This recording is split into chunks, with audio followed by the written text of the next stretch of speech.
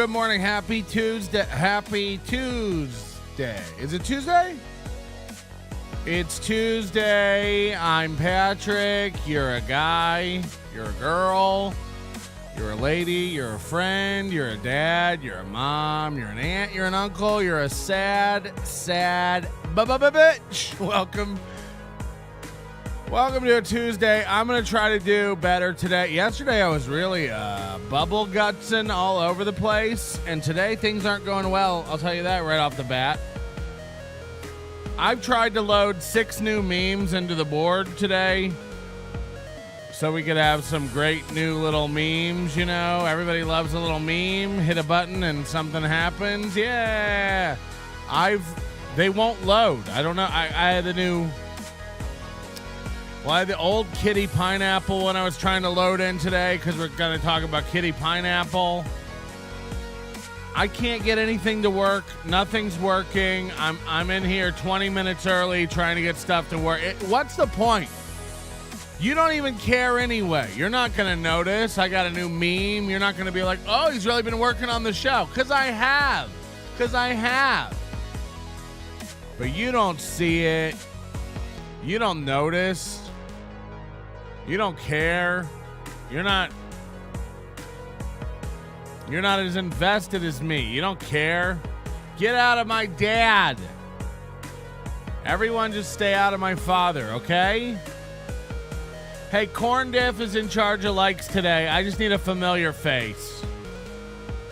Corn Diff is in charge of likes today, and Greg Edwards is never in charge of anything again, because imagine saying, what program do you use?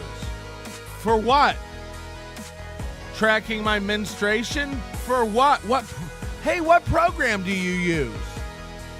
Oh, I use TurboTax.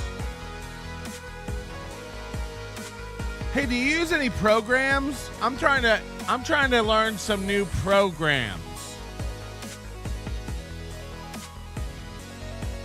Imagine just asking your friends for a recommendation for programs. Hey, you guys got any good programs you're using? You guys download any good programs lately?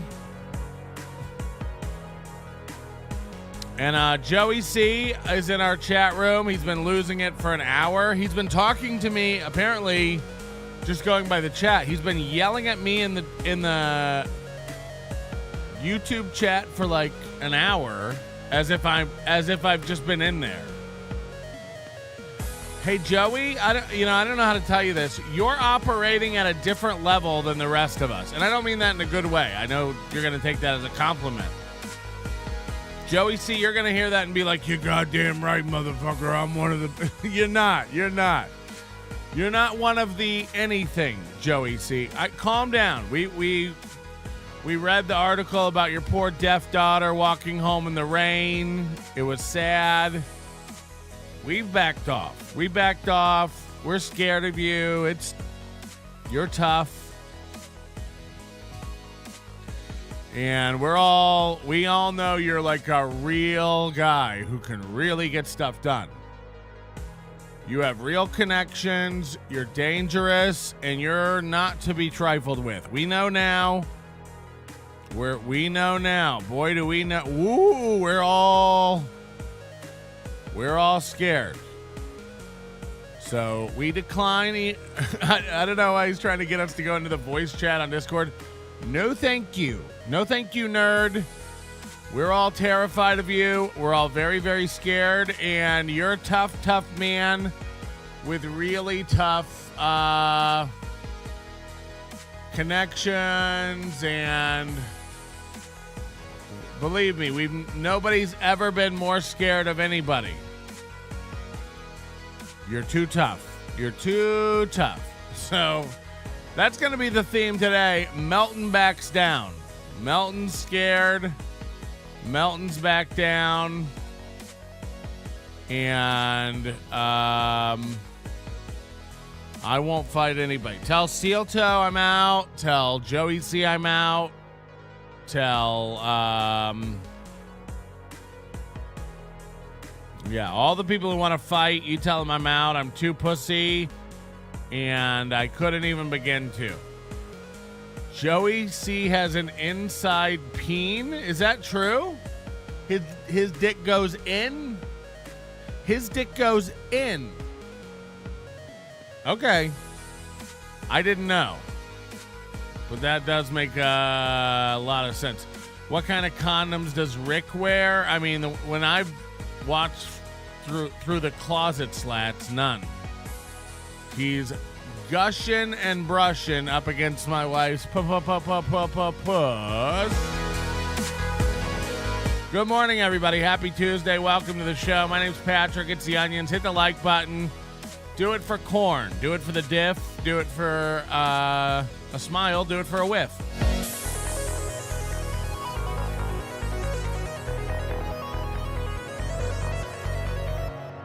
What an action-packed show for you today.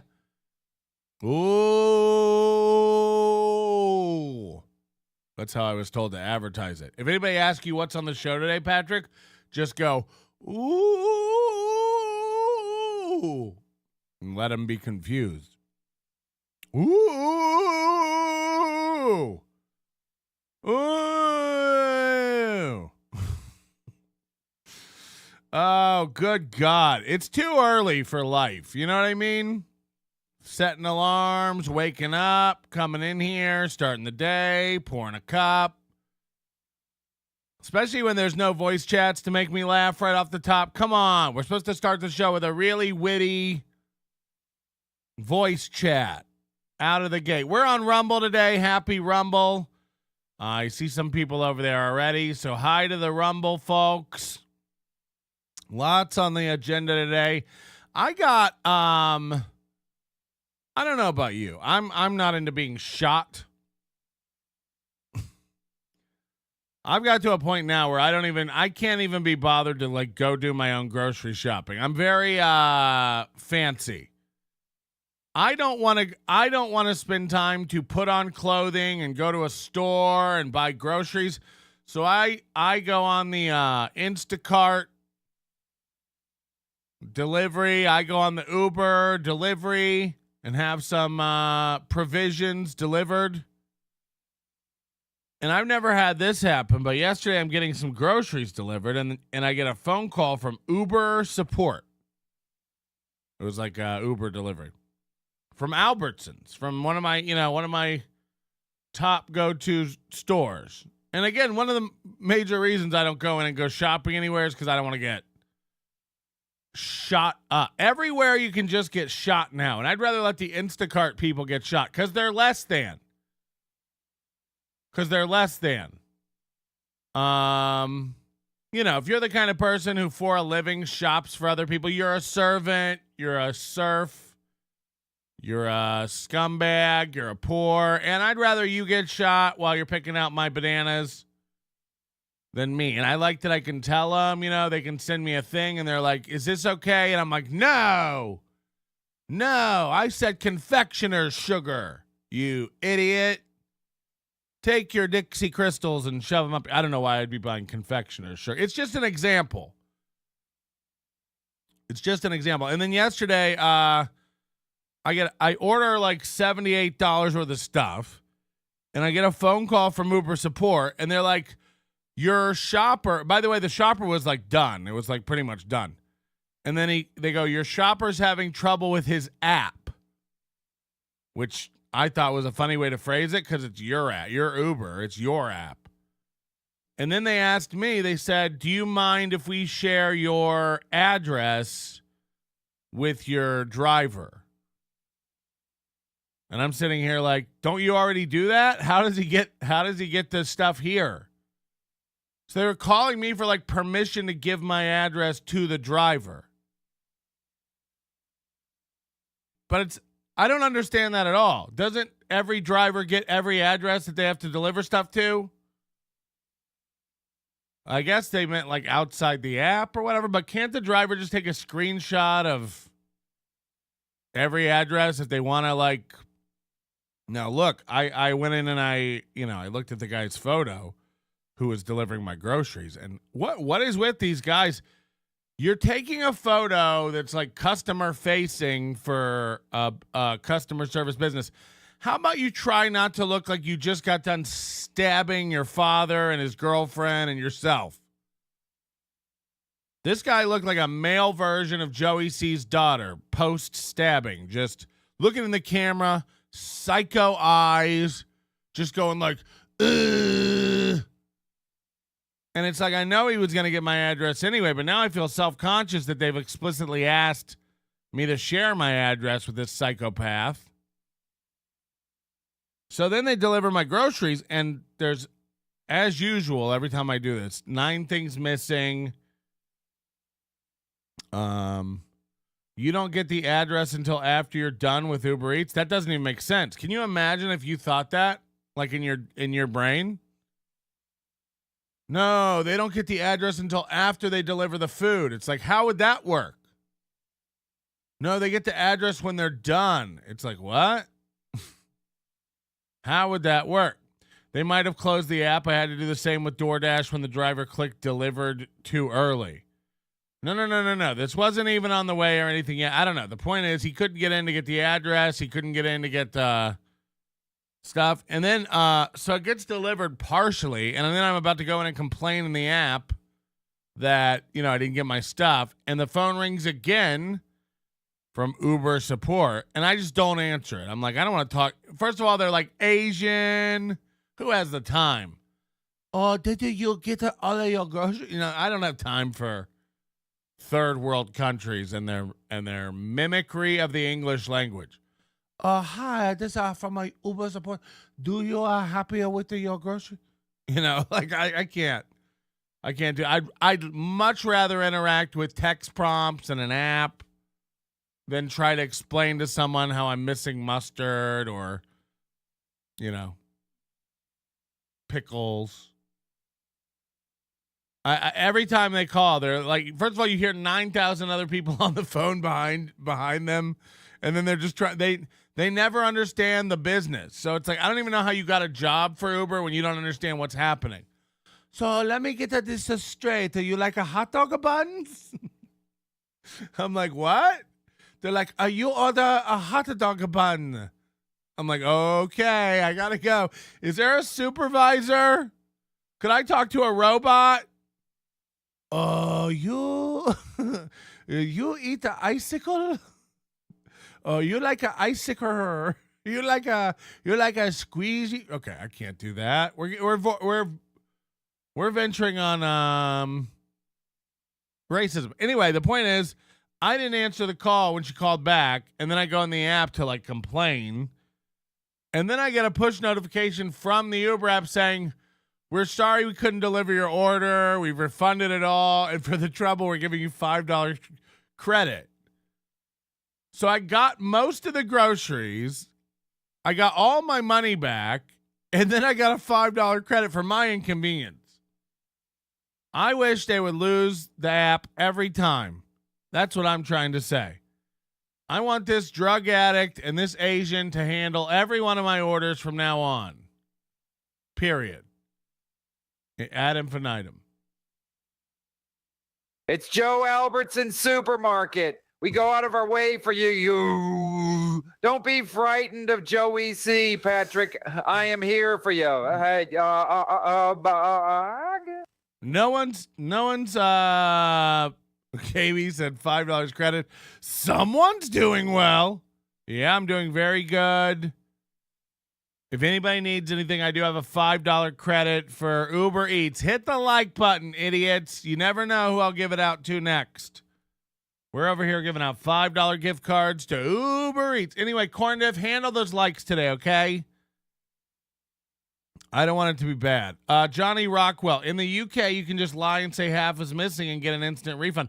First of all, Johnny Rockwell, I need you to know this. There's nothing going on customer service-wise in the UK that you're going to teach Americans about, okay?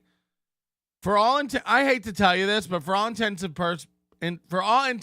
purposes, you're in a third world country when it comes to customer service, chargebacks. Shut the fuck up, okay? You don't know shit. Imagine a British guy being like, did you know you could complain to a company and get your money back? No shit. That's new to you over there, by the way. So don't act crazy. We've been able to do that with anything forever, always. Call your credit card company and go, I wasn't happy, and they just give you your money back. Try asking a UK person about that 5-10 years ago. It doesn't exist. So shut the fuck up. We know how to complain over here. We know how to get our money back. You're not teaching us anything. This is like when MGD tried to tell me about how, we don't know what an Egg McMuffin is. It's like, shut up, you dumb bitch. The UK ain't going to teach the US nothing about this stuff. Knock it off. Johnny Rockwell's fine. We don't hate that guy. It's a very nice guy. What's this about? After going after Denny and stand-up, did you have to get drunk to go on stage? What? After going after Denny and stand-up? I don't even know what that means. I haven't talked about Josh Denny in forever. Does Uber Eats deliver hemorrhoid cream, asking for a friend whose name rhymes with Burl? Okay, everybody recalibrate here. We don't need this nasty, nasty stuff. And by the way, nobody's scared of Joey C. Joey C, take a Zoloft and calm down, okay? Take your prep and just circle the drain like you were doing before we got here, okay? Get back to that. No one is scared of Joey C. Apparently, I guess he was yelling again last night. Connections in Vegas, and he knows people. Joey, enough. You're like a little girl. No one's scared of you. And by the way, he always gets the most riled up after we've decided to leave him alone. Like, we're all leaving you and your dumb bitch and your dead daughter and your whore wife alone. We're leaving them alone. We're moving on. Enough's enough. We feel bad about it, and we're over it. So don't get tough now and bow up. Again, no one's scared of you. You're retarded. You're a guy with no connections and no outlook on life. You live above a convenience store in a cinder block prison with one window and several people you don't know their names. But they were inside your daughter at one point, so you feel the need to allow them into your home with the children that your daughter birthed out from their gross, thuggish, ruggish sperm. Am I correct? Am I getting it? Is this near correct? Melton. I have been taking online courses on Discord and have become a pro. I have taken over your Discord and I run this shit now. I blocked everyone in your Discord. Sure. So I control it now. Yeah. I blocked them so they can't use your Discord. Right. The only way I will relinquish my stranglehold is to the body you. One-on-one in the voice chat. Get over there right now. Also, can everyone be on the lookout for a big cheap gold burger? It seems to have broken off of my Burger King necklace. What if that necklace had burger? First of all, he really believes this. I guess Joey's over in our Discord blocking everyone who chats, and he thinks that blocks them from using Discord. This is how old and dumb and boomery Joey Catalano is. He thinks that him blocking people on his personal account in Discord stops those people from using Discord.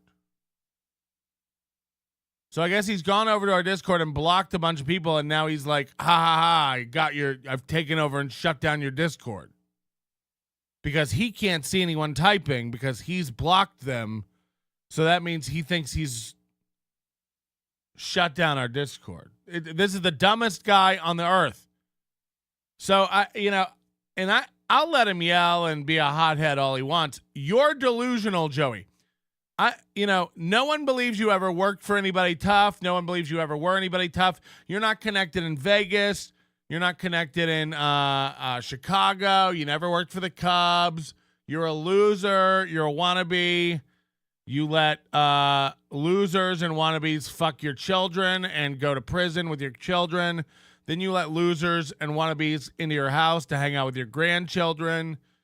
Then you marry hookers that you nut in. I can't even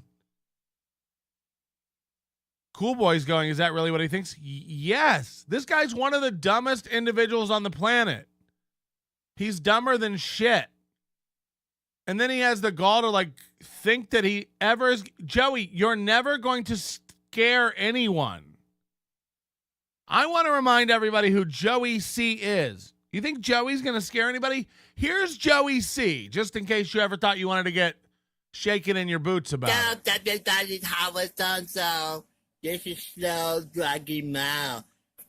I did it, but look around. I'm making present. Yes, stick it up, yes. Okay, are we all scared? Are we all scared yet? This is Joey C. By the way, this is Joey C 4 years ago. This is before the Dabbleverse, before having a show. This is back when he claims he was tough. This is back when he was connected. This is back before prison. This is back before Savvy C was dead. So this is the true Joe. This isn't puffed up Joe. This isn't posturing Joe. This is real Joe. He's a loser dork. So anyone who's ever scared of Joe Catalano or his dumb ethnic children or his dumb whore wife, his dumb deaf daughter, imagine being stabbed by a deaf kid. Imagine how slow you'd have to be like, come here, I'm going to get you. I'm going to get you. Marley Matlin is my hero. You know what I mean? What are we doing? Anyway, back to Joey. This is terrifying stuff. Rotor that shit. Oh, fuck you. See, I do it. Okay. But Uncle Monty. Hi, Uncle Mehmet. Hi, Uncle Fred. Hi, Auntie Robin. Yeah. Sure. I keep my pants. No time to play. I keep my pants. Yeah. I partner up today with the Beetlejuice. Is anybody else scared? Is anyone else scared yet? This is who you are, Joey. So, I mean, what the fuck, dog? King of all whack packers. Yes. Look at my wall. That's right. Shh. Shit my pants. Please, I gotta call you. Father. This is me, Father. I genius like you. But Uncle Ronnie said, yes, it's gonna be ass. Half up, you rotor that bitch. Ah, fuck Howard. That's what he told me. That's why I'm mad, Father. Because he told, go fuck yourself. So he's having a conversation with himself. He's doing little skits and sketches with himself. And again, after you do something like this, you can never threaten anybody again. Word is out on the streets. We're dealing with a giant pussy. The minute you put something like this out, Corndiff says, wait, he's a crazy person? Yes. You're getting it. Yeah. Not do that. Slow druggy mode. I was in coma 2007. And my mother bring in radio. They put the Howard Stone show. I wake up out of coma. I love you. So I'm not kidding. This is over 4 years ago. He's been chasing the Howard Stern show, fallout losers for this long. He's been trying to get the attention of, I guess, Shuley and Levy and all these guys for 5 fucking years. It took him. Again, this is 4 years ago. This is when he was. I can't. Tell me your daughter didn't see this and then murder herself. You guys, you saved my life, and I retarded now. You think I picked Eric Keck up your ass? I think he licked a man asshole. Bye-bye, call in a minute. So that's what we're dealing with. Whenever Joey C, next time Joey C tells you what he's gonna do, let me tell you what I'm gonna do, Melton. Yeah? Shut up, clown. Oh, God. So, Patrick, what did you do this weekend? Oh, me. I participated in a local comedy contest. Out of 16 contestants, Yeah, I placed 16th, but it was good to true. get my name out there. Also, fuck you, Ray. Apparently, Chad entered a comedy con. This is not made up. He announced it yesterday on Mondays with Mazer. Maybe you're one of the 7 that caught it. Chad announced yesterday on Mondays with Mazer he entered Florida's Funniest. This is an amateur. I'm not kidding you. It's getting nuts. Chad is becoming me 4 years into comedy. Chad is only working shithole Florida rooms in like Holiday Inn lounges that I worked coming up in comedy in like 2006. Chad is now like headlining rooms I headlined in 2007. He's going so backwards in his comedy career. And then I can't even believe he did this. I guess he entered the Florida's Funniest contest, which is like, again, just an up and coming contest for newer comics. But Chad's 20 something years in. He's a pro. Did you know he has Jim Brewer's number? So Chad enters the up-and-comers contest, Florida's Funniest, and comes in last place out of 19 or something? Holy shit. What other sign do you need? What giant signal from the universe do you need to tell you that you suck? Podcasting is not going well. Stand-up is not going well. So what are we doing? People are saying Chad's back on MLC. Yeah, that's he really is that kind of guy that like has to swing from one vine to the next. He's like, all right, how can I make a little money over here? All right, I got to get back over here and make a little money. I got to get back over here and make a little money over here. Oh, I got to get back over here and make a little money. He came in last place. Yeah, that's what I'm saying. It's so embarrassingly cringe. This guy can't beat open micers. Mrs. C has been teaching Heather how to take Mandingo aid sticks in her truffle tunnel. Whoa. Bonus is that Stabby can't hear the screams. Mrs. C has been teaching Heather how to take Mandingo aid sticks in her truffle tunnel. Rod Pockets. Oh, God. The best part is that Stabby can't hear the screams. What if she gets out of prison and they start calling her Stabby?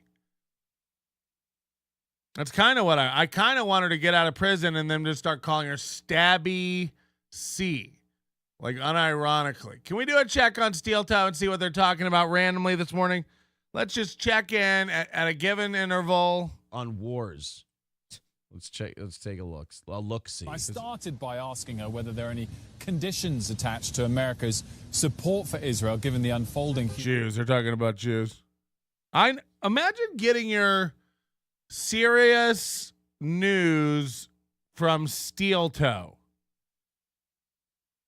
Imagine getting your serious, informed takes from Steel Toe and his dumb bitch wife. You're only here because you married me. 2 foreign wars. You're here because you married me. If I ever told a woman that. This was why she said absolutely. I'm excited for this. Somebody said in the chat it's because she checked her Lockheed Martin stocks. Oh. And then she went, yeah, I can totally afford 2 wars. Can somebody get this old bag out of her position? I'm sitting Bag? right here. I'm starting to just look at all the people in charge, and they're all like 300 years old. And I They're all just don't ancient. think they deserve to be there anymore. Hey, April, those are the people who know stuff. I know you'd love for us to pluck everyone in power out and replace them with you and Keanu, but we saw how that went when you guys tried to do a podcast. You guys don't know how to talk into microphones and run a show. So I know you think it's... I love this mentality that people have. It's the same way with Moody and billionaires. He's just like, if you're a billionaire, you're evil. It's just like, yeah, just having money, I guess, makes somebody evil. Not how they... It doesn't matter how they got it or... No, if you have that amount of money, you're an evil person. It's like, okay. You sound informed and fair. So that's what April does, which is like, I don't know why you ever, and she even says it like a child. I'm starting to look around and notice all these guys who are in charge of everything are really old. Wouldn't it be nice to get some younger people in there? You're dumb, bitch. You're dumb as fuck. Remember, you drove a forklift in a factory, you stupid sliz. And this is not an insult to women. There are smart women everywhere. You're not one of them, so we don't need your opinions of like, aren't you too old to be running the country? No, that's what we want. We want people who aren't afraid to remember things and then guide the country in a direction that's not going to repeat horrible historical things. Why everybody's so old who's in charge? I wish it was just me. You don't know shit, you dumb bitch. We all watched you struggle with the concept of the Federal Reserve. You're not going to be we don't need you in power. So yeah, we're going to let the old men do it right now, okay? Okay, you dumb bitch. Why don't you go get yourself a fucking corn on the cob and take a picture at the Minnesota State Fair? That's what you're for. You're for being hollowed out and come into without a risk of having children. That's what you're for. Rod Packets. You old cancerous sleeve of sliz. You old nasty bottom slit having bitch. You old cancer cell scooped out uterus having Raisin Bran 2 scoops bitch. I just looked around and noticed everyone in charge is pretty old. That's crazy. Stay in Minnesota. We don't need you in the big cities. We're all full up on ignorance and retardation over here, okay? You stupid bitch. Okay, this is getting mean. Whatever you do, don't show the video of Joey C boxing. Very intimidating. I can't. He was trained on the streets and through the bare knuckle boxing he did in prison. Melton, I hate that dumb cracker, but I'm going to have to join forces with Joey C. Together, we are going to strong arm that $312 you owe me. Thankfully, he likes black people and only seems to be racist against what he calls the Orientals. Yeah, I wish I was. Joey C, get some Lysol and disinfect that apartment. It's like ground zero for broke ethics, sickle cell, and hearing loss. Yeah, I wish that was a joke. Apparently, Joey C's got a real problem with the Japanese or something. Somebody has this old clip. Let me pull this up.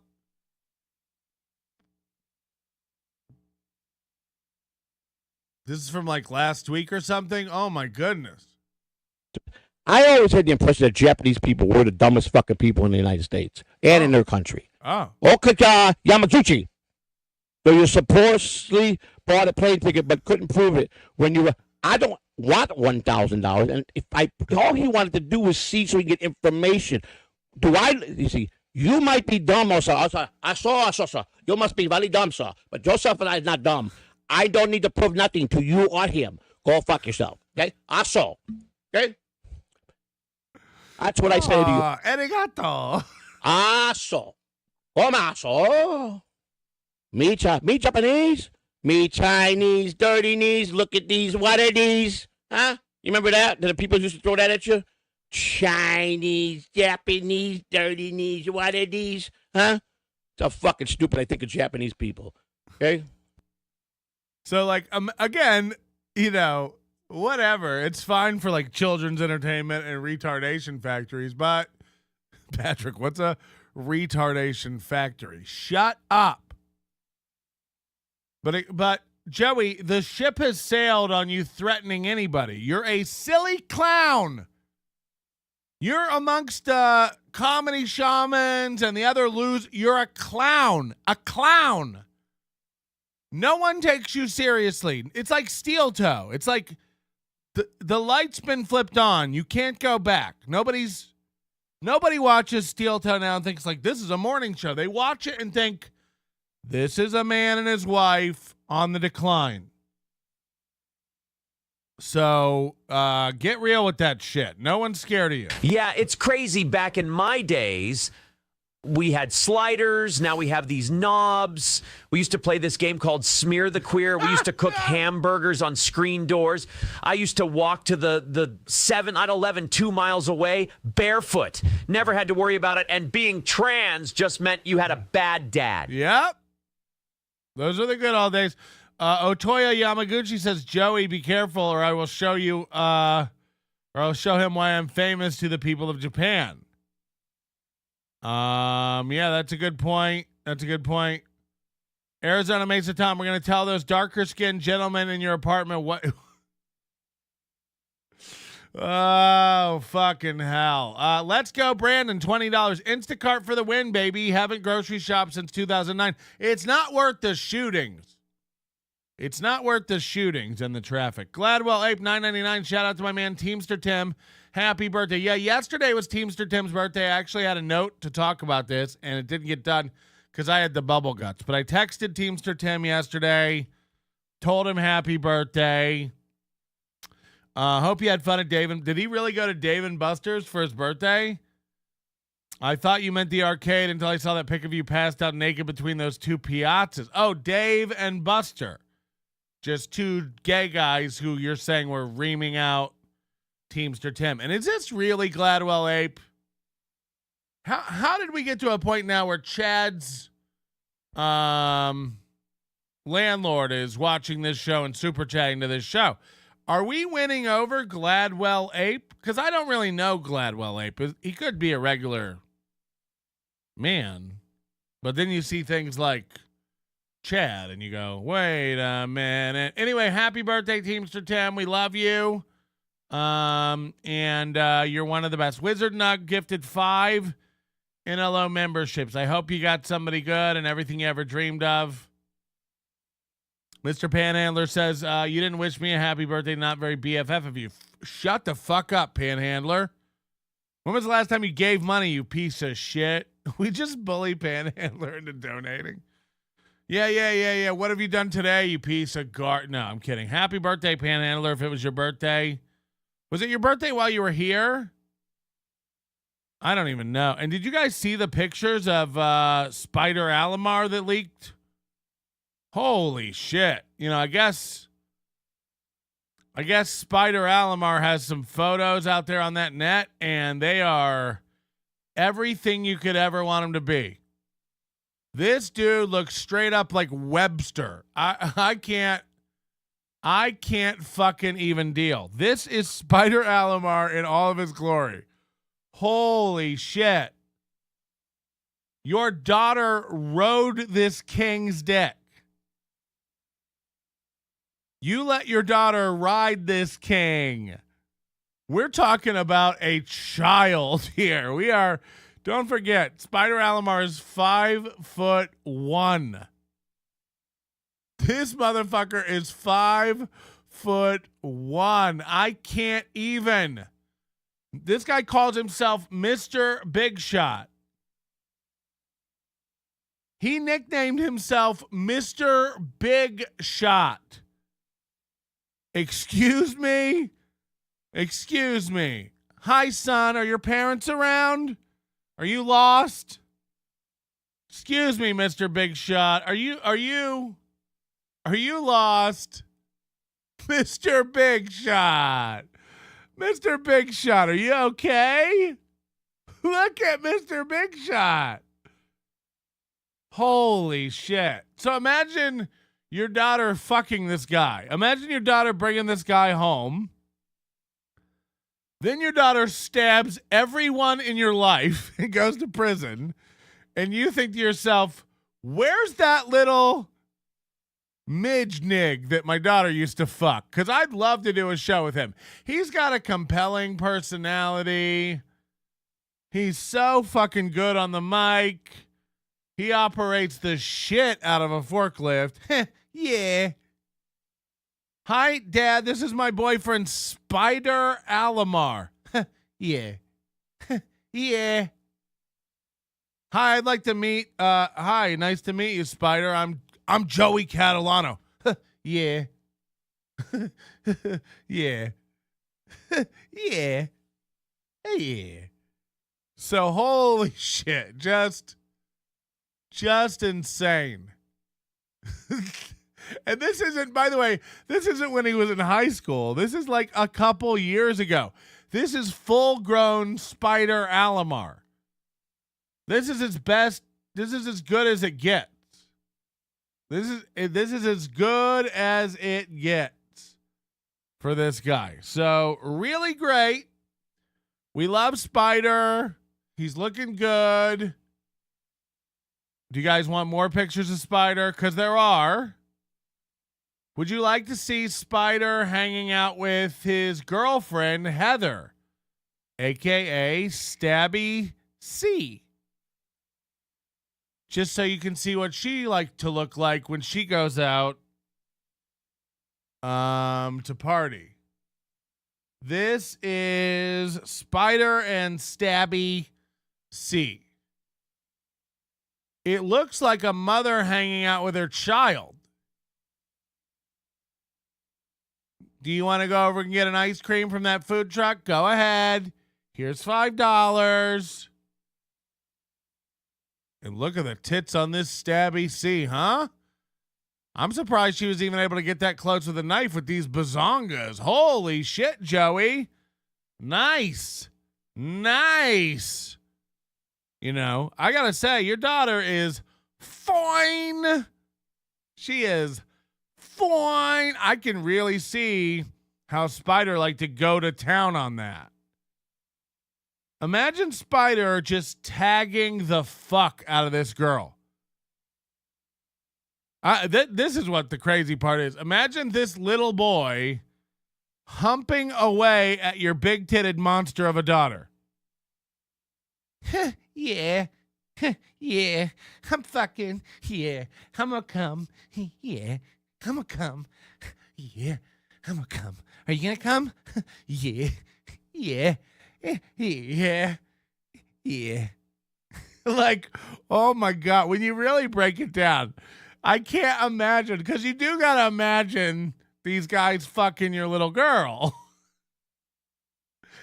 Yeah. Yeah. Yeah. Yeah. Mr. Big Shot. Does he wear those mirrored glasses and talk about wrecking the forklift while he fucks your daughter? Spider is just my size. Hey, yeah. Hey, yeah. Yeah. Hey, hey, hey. Yeah. Y'all better get me on that forklift. I won't crash it. Jesus. Then I crashed it. Yeah. Hey, yeah. Yeah. Don't mess with me, Melton. Spider is just my size. Hey, yeah. Hey, yeah. Yeah. Hey, hey, hey. Yeah. Y'all better get me on that forklift. I won't crash it. Then I crashed it. Yeah. Hey, yeah. Yeah. That might be the one of the day. That might be only if that was in Strawberry's voice.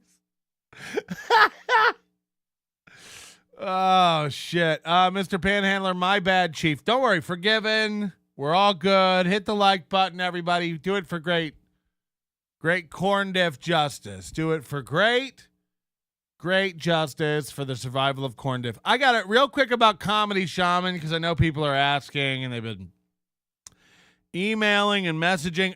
We're going to bail because I'm sensing massive troll. My spidey senses are tingling, and I guess he recorded a second episode, and people sent me the link to that yesterday, and I pulled it up. The title of the show is like, audio issues are fixed. We're going to get him now. You remember he's coming from Melton. He's going to be better.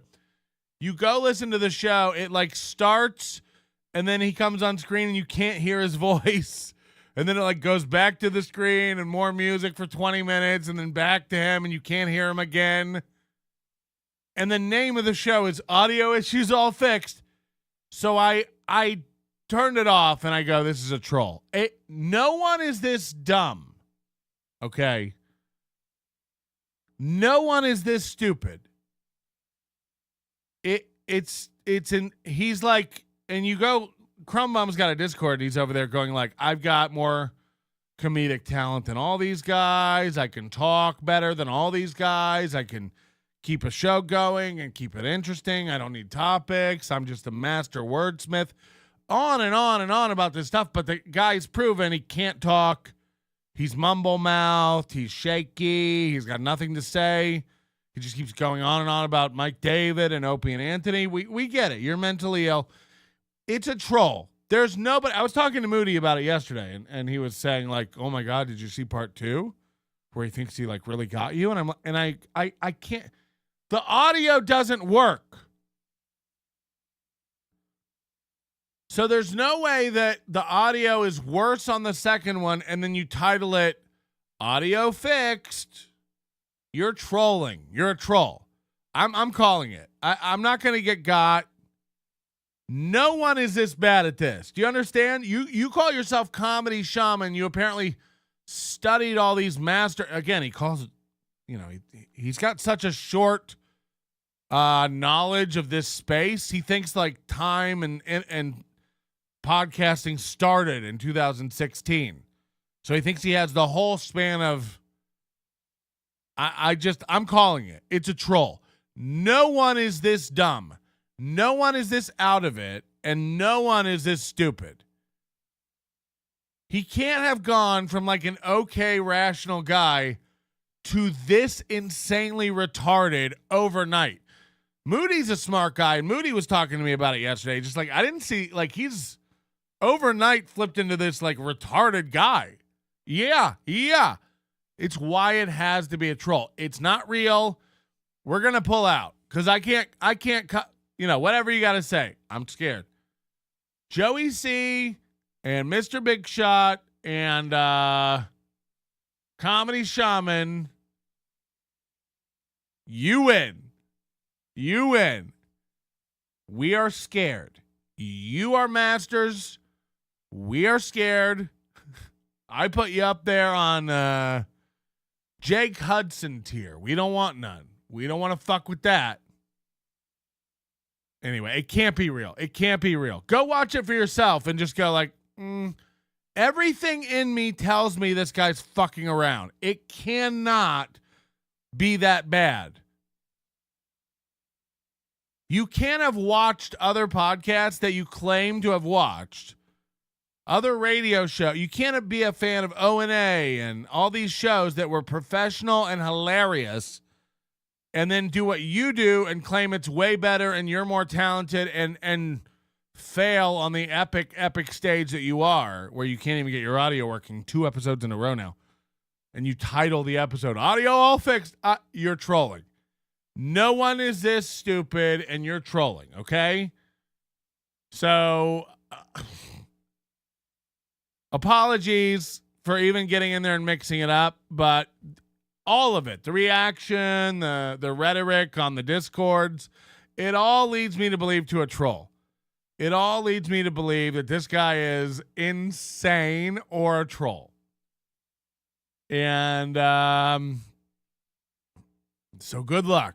We'll be I guess we'll check back in, and you know, the thing about this is these guys don't ever make it past 5 episodes, but yeah, I guess if you make it to episode 10, we'll come back and see what you're doing to nothing. You got to leave them alone in a vacuum to see like what they do. Because when they're getting too much attention out of the gate, sometimes they lose their mind. Like he's already cracked, you know, and he's spiraling. Cannot stop talking about me while also saying he's going to ignore me and not talk about me. It's like, okay. And again, I don't want to be on this guy's mind. You see what he's done to the legacy of Mike David. Again, if I'm Mike David and I watch this idiot talking about worshiping me nonstop, I'm like, oh my God, I got to change whole directions here. Who is this fidget they call Mr. Big Shot? I take bigger shits than that little punk. Hey, Joey, can you give some of the foam back you stole from the foam store? Winter is coming, and Mr. Big Shot needs to insulate his hovel. The Big Shot is twisted steel and sex appeal, Melton. Just wait until we roll up on you with baseball bats. I just hope Spider can pass the height requirement to get on the plane. Mr. C, is there any space on your floor for me to sleep? I just finished last in an amateur comedy contest, and Gladwell kicked me out of embarrassment. I'll pay you Tuesday for a Swisher Sweet today. Does anyone want a snack on my vertical meat taco? Gino isn't returning my calls after I begged him to take me with him back to the Big Apple. I'm tired of doing all the work for Mooby's fucked up kids while he plays radio. I can't clean up any more eggy mess. You can always ride the rails with the walrus. By day, we will see animals and eat at roadside shacks that sell awful burgers. By night, we will bump uglies as I pummel your rot pocket. Fuck my life. Rot pockets. Rot pockets. Oh, God. It's getting good. It's getting good. Willie Beather, what would it sound like if Casey and Spider Alamar made Sweet Love? If you're feeling gay, yeah. Want to roll in the hay, yeah. Who you gonna call? Casey Armstrong, yeah. I don't know what it would sound like. I'm not a pro. I can't be involved in that stuff. Pod Awful's in the chat, and I guess he was getting some messages from Shaman. Jesse, yeah, I'd love for you to call in 323-825-4990, or if you Skype in, we can put you on video. And I know Skype's antiquated, but that's how we do it. Nobody likes onions on Skype. Or 323-825-4990. I gotta read Shaman's insane messages on screen. He's nuts. He's nuts. And again, look, Jesse can back me up. Jesse's one of these guys. Like, I'm sorry, but there's very few of us in this club that started podcasting, when podcasting started, and are still doing it. And you can argue about the different levels of success and stuff. Nobody's even arguing about that, but that was around when this all kicked off. So you have a thorough perspective of the podcasting landscape from its inception until today. So he can comment on when Comedy Shaman goes like, I think we can all agree when Mike David showed up on the scene, he was he really said this. Mike David was the first one to ever stream snipe anybody on me in 2016. Mike David was the first one to ever watch a show live and comment on it, even though we were doing that since 2008. And by the way, I'm not saying I'm the first one to do it. I'm just showing you how dumb this guy is. Like, Comedy Shaman thinks he has the overview of how podcasting works and how it all went down. He's the dumbest, most uninformed guy who could be doing this. So again, you are brainwashed by a guy. So you're not the one who gets to come and tell her. Remember he was yelling at the end of that thing, can't we all agree that Mike David was the best who ever walked the earth at this? It's what the fuck are you talking about?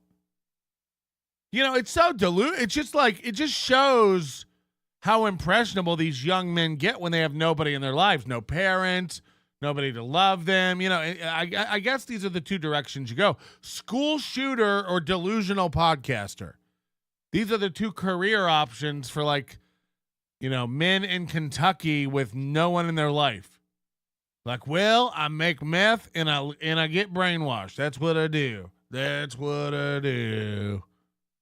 Hey, Gladwell Ape. I'm glad you're here. I'm going to be late with my $500 rent. The Comedy Clam at the Econo Lodge in Bradenton doesn't pay the bills. And, well, Tito's isn't cheap.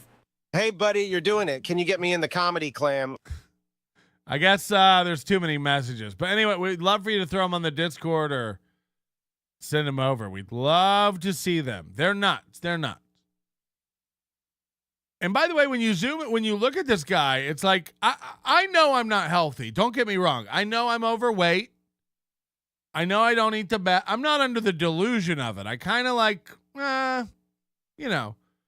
I'm happy with fairly healthy. I'm happy to walk the line of enjoying life and also not, really trying to, I'm not trying to exercise myself into misery, but I'm also, I probably shouldn't get up to 9,000 pounds either, walk a healthy line. I like to be where I'm mobile, but also I like people to know that I'm not afraid of a hot dog every now and then. So anyway, that's where I'm at, but I don't feel the need to email men or tell people how to eat or behave. This guy looks I'm sorry to say it, but he looks like a male version of Dirty Dalish. You know, he's got a blanket with a tree hanging on the wall and a purple room, sitting on a bed, you know, Indian style, rocking back and forth with a quivering voice. He's got like elf ears and a weird face. It's pock marks and, you know, roadkill all over his lips. So, yeah, I'm not. But, you know, again, imagine looking like Lord of the Rings extra reject and emailing other people like, you know what you need to do? Eat less pork. It's like, well, thanks for the nuanced decision, dietitian. Shaman should tell drug stories. Maybe schools would pay him to speak. This is the problem, though. I don't know what's real and what's not with him, because I'm calling it right now. No one's this dumb. If you're not doing a bit, Shaman, you need to pretend you're doing a bit immediately. And I don't buy it. No one is this unaware of themselves. Especially a guy, look, everyone said he was like kind of normalish, and then he started this comedy shaman persona. Now, he's been in our chat or in our Discord for a while, like espousing advice for like, you know, he acts like he has like some zoomed out perspective of like comedy and podcasting, and he's going to give everybody advice and tell everybody what they're doing right and wrong. I mean, he's been sending me these emails forever. Let me just give you an example. Let me pull up one of the fucking nonsense emails he would send me from back when this all started. Feedback. Oh my God. Holy shit.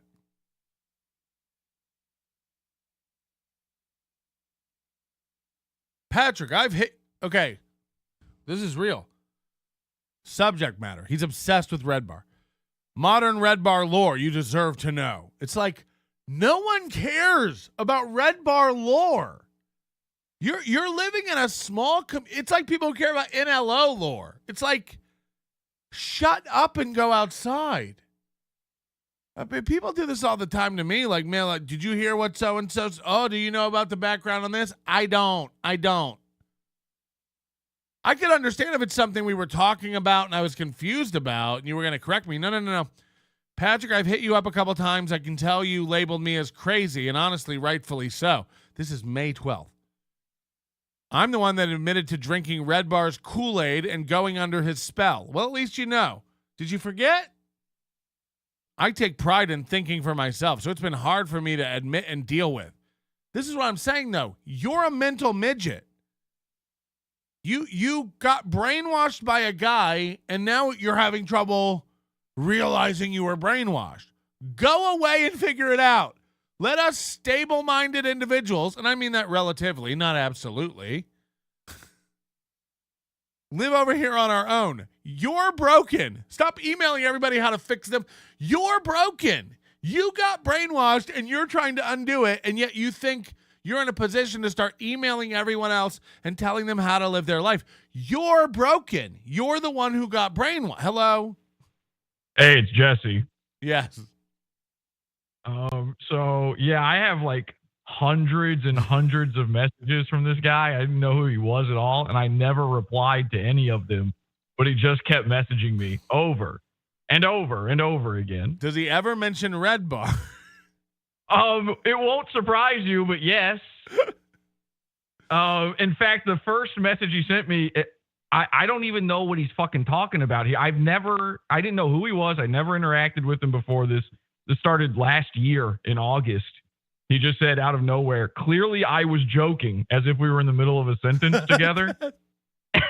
And then he says, but on some real shit, are you tired of being in Mike's shadow? Which I didn't even know I was. And then he says, don't you want to develop your own identity and persona independently? And, you know, at first I was intrigued because, yes, I do.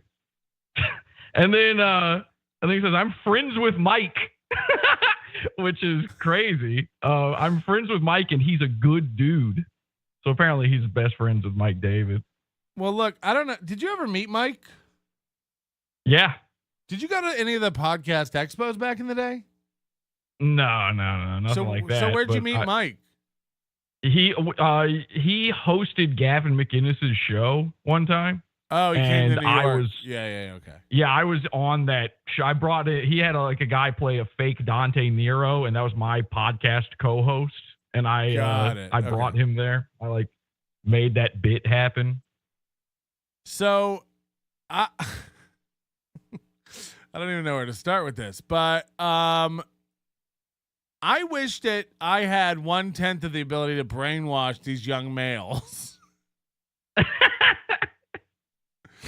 Like Mike did. I don't know what happened, but there is a handful of these guys out there who everything gets framed by what Mike David did. And if you've been around long enough, and this is not an insult to Mike David, everybody borrows, everybody kind of gets inspiration and steals. I've been wanting to get a PTZ camera forever, but I'm afraid of getting called out by you.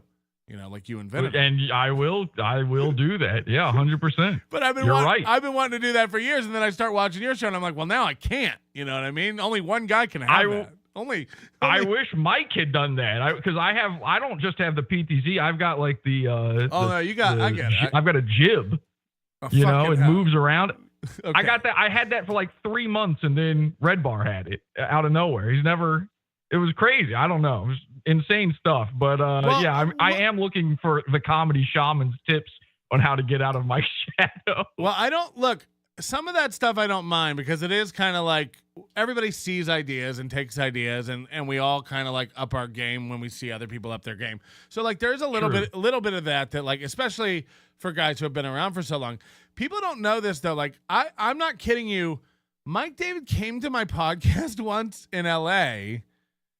And he went home and bought the same desk from IKEA. Now, whatever. But he went home and he went home and got the same desk. Was it the Gallant? Yeah, the big curved one that you can do modularly in pieces. Yeah. So he goes and buys that. He then reaches out.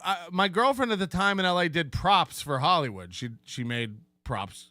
She made all my mic flags, and she made bottled water labels and stuff for my studio, all this stuff he reaches out and had her make mic flags for him. He reached out. This motherfucker goes to wearing skin levels. People who have been around him for a long time know he stole Banana Republic's logo and flipped it around and made it Red Bar instead of BR. It was RB. People who know Mike David know that he steals everything he's ever done. He used to do a fake voice in the early 2000s. It was Man Cow. And then when he got kicked off radio, he kind of switched that up. His logo was Man Cow's logo for 10 years. Right. The drawing of his face. Yeah, the little boyish looking cartoon drawing. Yeah, with the cigarette. That's a Man Cow had that. I had a whole show about this because I couldn't for years, I thought everybody knew this. I just thought everybody understood it. And so I never said anything. And then at a certain point, I keep hearing over and over again, oh, this is stolen from about me. And I'm like, are you fucking kidding me? This guy's been selling Man Cow merch for a decade, and no one is saying shit. I don't watch it, but I'm not going to I've known Mike for 15, 20 years. He's a funny guy. He's a talented guy. I'm not taking any of that away. He doesn't, whatever. But people who think he invented everything and that everyone's copying him, you are sorely mistaken, and you need to go back through history. This motherfucker steals everything from everyone. All of it. Remember show signs? Yeah. Mystery Science Theater 3000. Mystery Science Theater 3000, which I steal liberally from. Yeah, that's true. But no, I'm just saying it's so brainwashed to be guys, Mike David, we can all agree, changed the game and invented everything. He said he invented sniping. We used to watch The Walrus, Zipperfish the Walrus. We used to live watch him in 2008, but Mike invented it in 2016 somehow. I don't know what's going on. But these guys, right. I wish I could brainwash fans like this, though. I really wish I could. Well, the thing, here's what happens is, because I've had to do archaeology on this over the years, because you gave me a compliment earlier, and I appreciate it. But I haven't even been doing it as long as you or Mike. I've only been doing it since 2009. So I didn't understand going into all this stuff that the thing that happens is your first guy, whoever your first internet guy is, you just assume they did all of those things first. And then every time you see a guy after that, they, do the same thing. They stole it. And so it doesn't matter if you're first. It matters if you're the biggest to do something, like if you're just the most well-known. And he's the most well-known because he's been doing it for so long.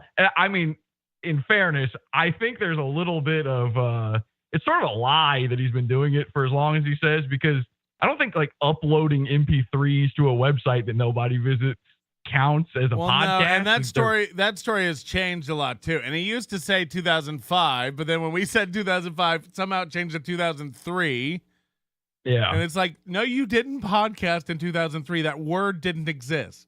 So no, you didn't. Well, my whole static with him, and I've been, there's been times where he was cool with me. I mean, obviously I was on the fucking Gavin show that he did. There was times where he was fine with me. There's times where he wasn't. And it all started, I only found out I actually knew about your show before his. And somebody told me when I was like doing a show where I went on chat roulette when that first came out. And we were like trolling people on chat roulette. And a guy said, "Oh, hey, you know what you would like is Red Bar." I already reminded this guy of this show that I had never heard of and never seen before. And so, but I knew about you at that point. So when I saw Red Bar, I was like, oh, okay. So I think I've heard about this guy through Nobody Likes Onions. And I always thought that do you remember Reckless Media Radio? Yep. Do you know that one? So there's like them. There was like all these shows. Remember that Paul? Were kind of there was a Barefoot Radio and like all these. Yeah, there was like all of these shows that were kind of the same thing, and Reckless especially, like like diving into like really going for like the graphic design and logos and all that kind of stuff. But they had a very similar look to Red Bar. It was like red, white, and black shit. So I always thought like everybody was like friends and they were like, but they sharing. were. Didn't like Mike get engaged to like one of those co-hosts' sister or friend or something, and then probably I don't know the backstory there, but I always thought that like, oh, okay, these guys are all kind of like crossing over. You too. All these guys are kind of the same thing and friends or whatever. And I also knew about Keith and the Girl, and I had been to their studio. Yeah. I was on some show of theirs, and I was listening to Red Bar for the first time, and I realized his theme song back then was the Keith and the Girl theme song. And the Keith and the Girl theme song, I think even to this day, if anyone's still listening to Keith and the Girl. Hey, all you assholes come and listen to us. Listen to us. It's the Keith and the Girl show. And Red Bar's was, hey, all you losers come and listen to us. It's the Red Bar radio show. And I couldn't believe it. Look, I'm not taking away. The guy is talented and funny on his own. So like, I'm not trying to say he's not, but he steals everything about his personality. Yeah, see, I don't have everybody's like an O&A guy or a Stern guy, and I never listen to those people. So I'm coming into all of this, very new. I'm very new to this kind of thing even today. And I realized I'm researching it. Howard Stern is probably the best to ever do what he does, right? Yeah. Maybe not now, but at some point. But from what I read, he stole everything from Steve Dahl. So, like, I think it's the same kind of thing. I think people give a little too much credit. Somebody can be very good at something and still be a thief and still steal things. It happens all the time. Well, if you find those emails, please put them in our if you can gather those messages and share them in our Discord or do them on your show, because I'll just play that if you read them out. Yeah, there. I've been meaning to go over them forever because I was waiting till I do like another Red Bar episode because I was just going to go, this is his fan. This is who likes Red Bar. But I'll definitely post them in your Discord, or at least the more retarded. Because I don't know if you've seen his show. I can't believe it's real. There's no way that this. Wait, guy he has a show? Oh my God! Go in our videos and watch what I did Saturday night. Watch the Saturday night video. He's doing a podcast now. It's the most embarrassing thing ever. He's a meth head. Like he's a straight. He admitted this to me on Discord. I never thought when he sent me all these hundreds of messages. I never responded, and then I ran into him again. That was when he was Clay, and then I run into him again when he's the comedy shaman. I think it's a different guy, and then he keeps talking to me as if we've had a million conversations before, and finally I'm like, who the fuck are you? That's why and he would he's just like, oh, I'm Clay. He would message me advice, and it's always framed through the lens of Red Bar. Like, you're almost out from Red Bar's shadow. Here's what you need to do. Like, oh, you're beating Mike. You just need to keep telling the truth. And it's like, oh, good. Keep me updated on the scoreboard.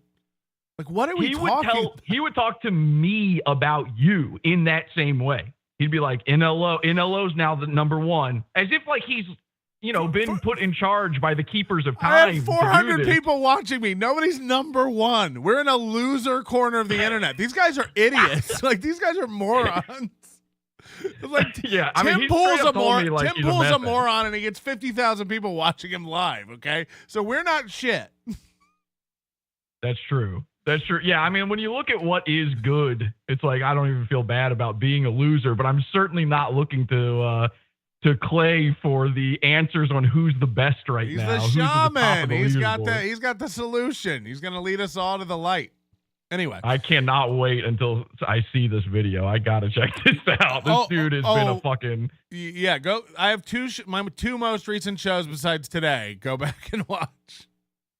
I do want to say this. While I'm on, I do want to say I do feel. I'll just go then. Never mind. I don't care. I just want to say that I do feel slightly responsible for the Red Bar NLO beef that happened. You're not. I people don't know this. I have a message that I sent to somebody 2 years before it happened, calling it. I felt it so far ahead of everyone. I think 2013. I have a message that I sent saying Mike David is going to attack me and try to steal all my listeners. Watch. Yeah, I mean, that's like saying that now is like, yeah, of course that's going to happen at some point. But I just meant because that first time he ever did it, I was in the chat room for a show, and I watched both of you guys. But I was the one to tell him to put a pillow in his shirt. No, that's cool stuff. I like that. That's cool stuff.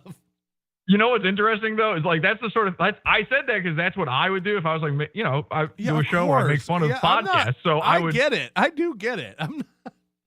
Well, what's interesting is it was after that then he would always like sort of dress up like a when he does these little things where he dresses up like a podcaster to make fun of their podcast. That was never happened before that. And then after that, there's this weird little timeline thing that happened there. I don't know if the comedy shaman has put it on the scoreboard yet, but I do want my points for that one. Well, we're all just living in Red Bar's shadow, copying his moves.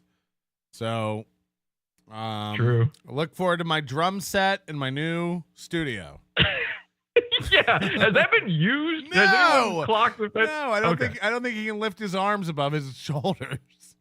That's true. He wears a brace now. I don't know if you've noticed this. If you look under his big shirt. Where does he do his? I don't even.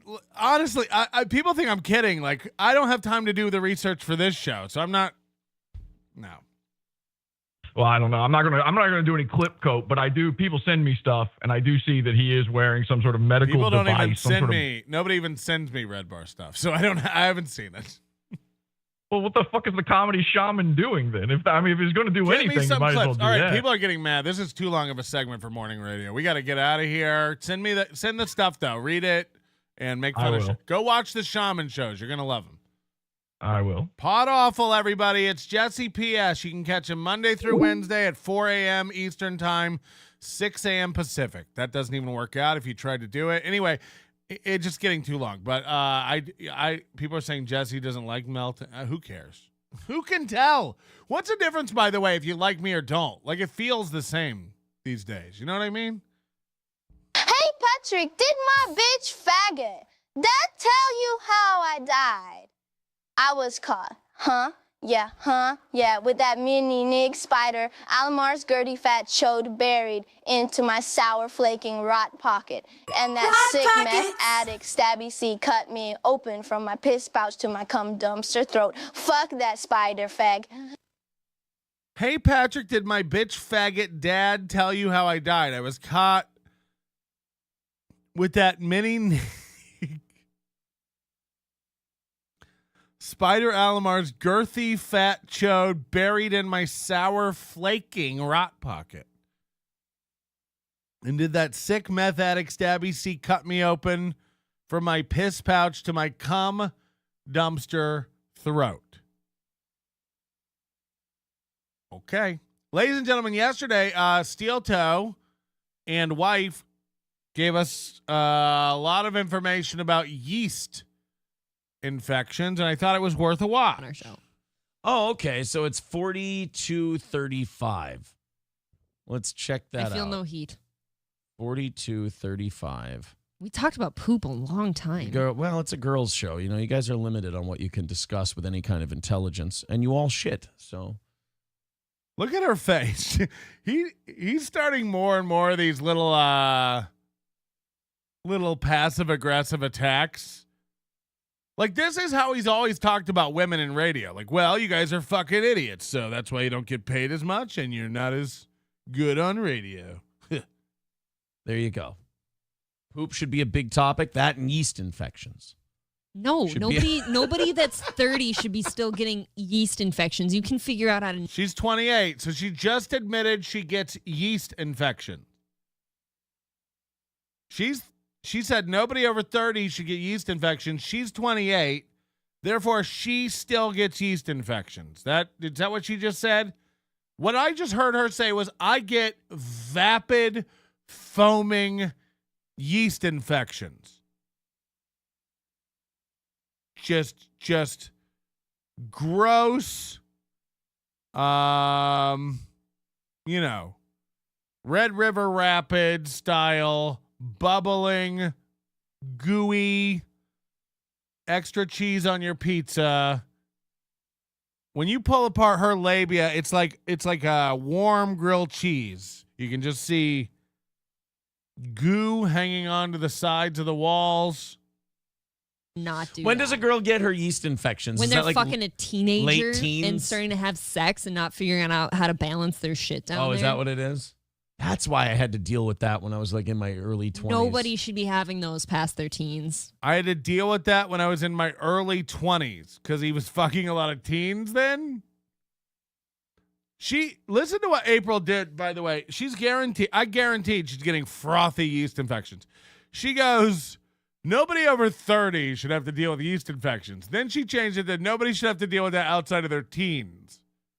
Well, which is it? You and Aaron seem to have the same problem recognizing teen girls. Really? Unless there's like a medication they were on that threw off their bacteria. Nothing. And stuff. I'm about to make everyone vomit their breakfast, so trigger warning.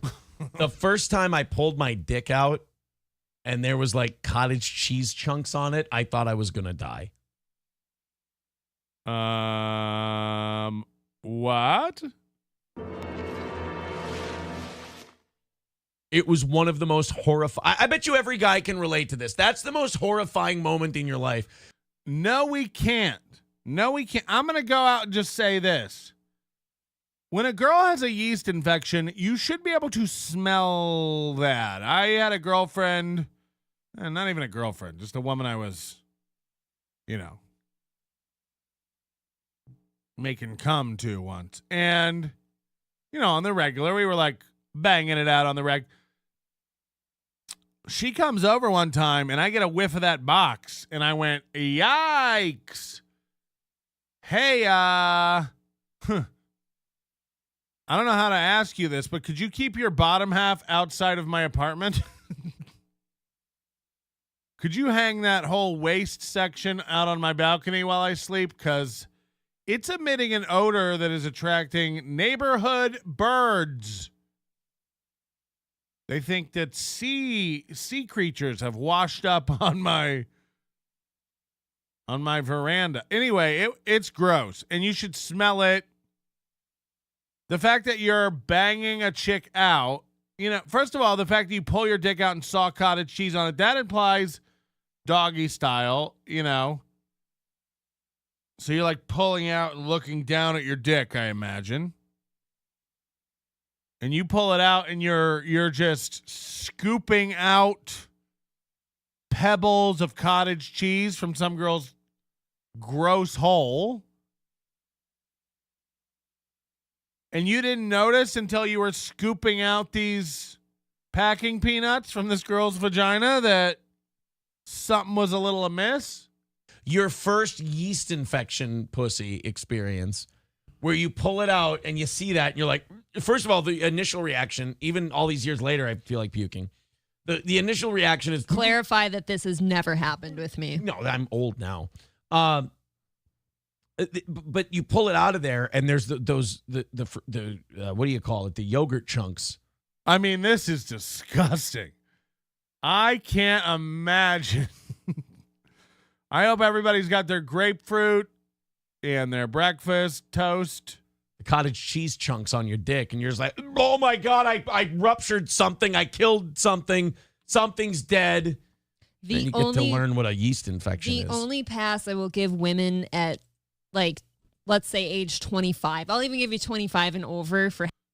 First it was 30 and up, then it was teens only, now it's 25 and up. So you're in luck, Keanu. Having those, it had to be because you were on antibiotics and it wrecked your shit. But even then, like, you could be trying to combat that. D Gulag in the chat says, never happened to me. Completely wrecked my shit.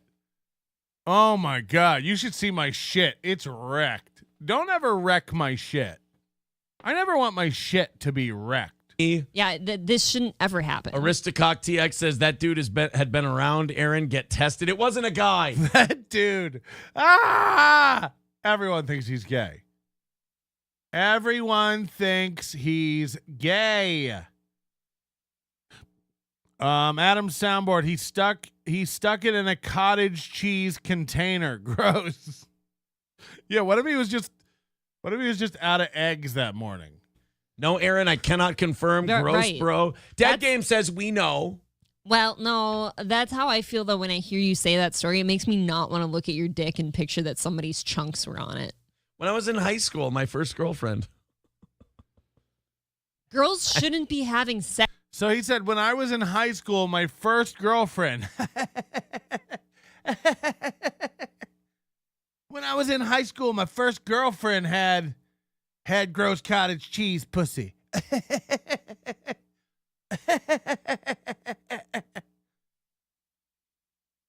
If you go back to the beginning of this segment, he said, that's why I had to deal with this all in my early 20s. That's what he said at the beginning of the segment. Now he's saying, oh yeah, when I was a teenager in high school, my first girlfriend. Yeah, but what about all your early 20s? So you fucked a lot of girls who were making ambrosia down there. Okay? Let's not pretend it happened once. Because you go your first girlfriend, and it sounds like the 7 or 8 after that. You know, that you were absolutely down there mixing old paint.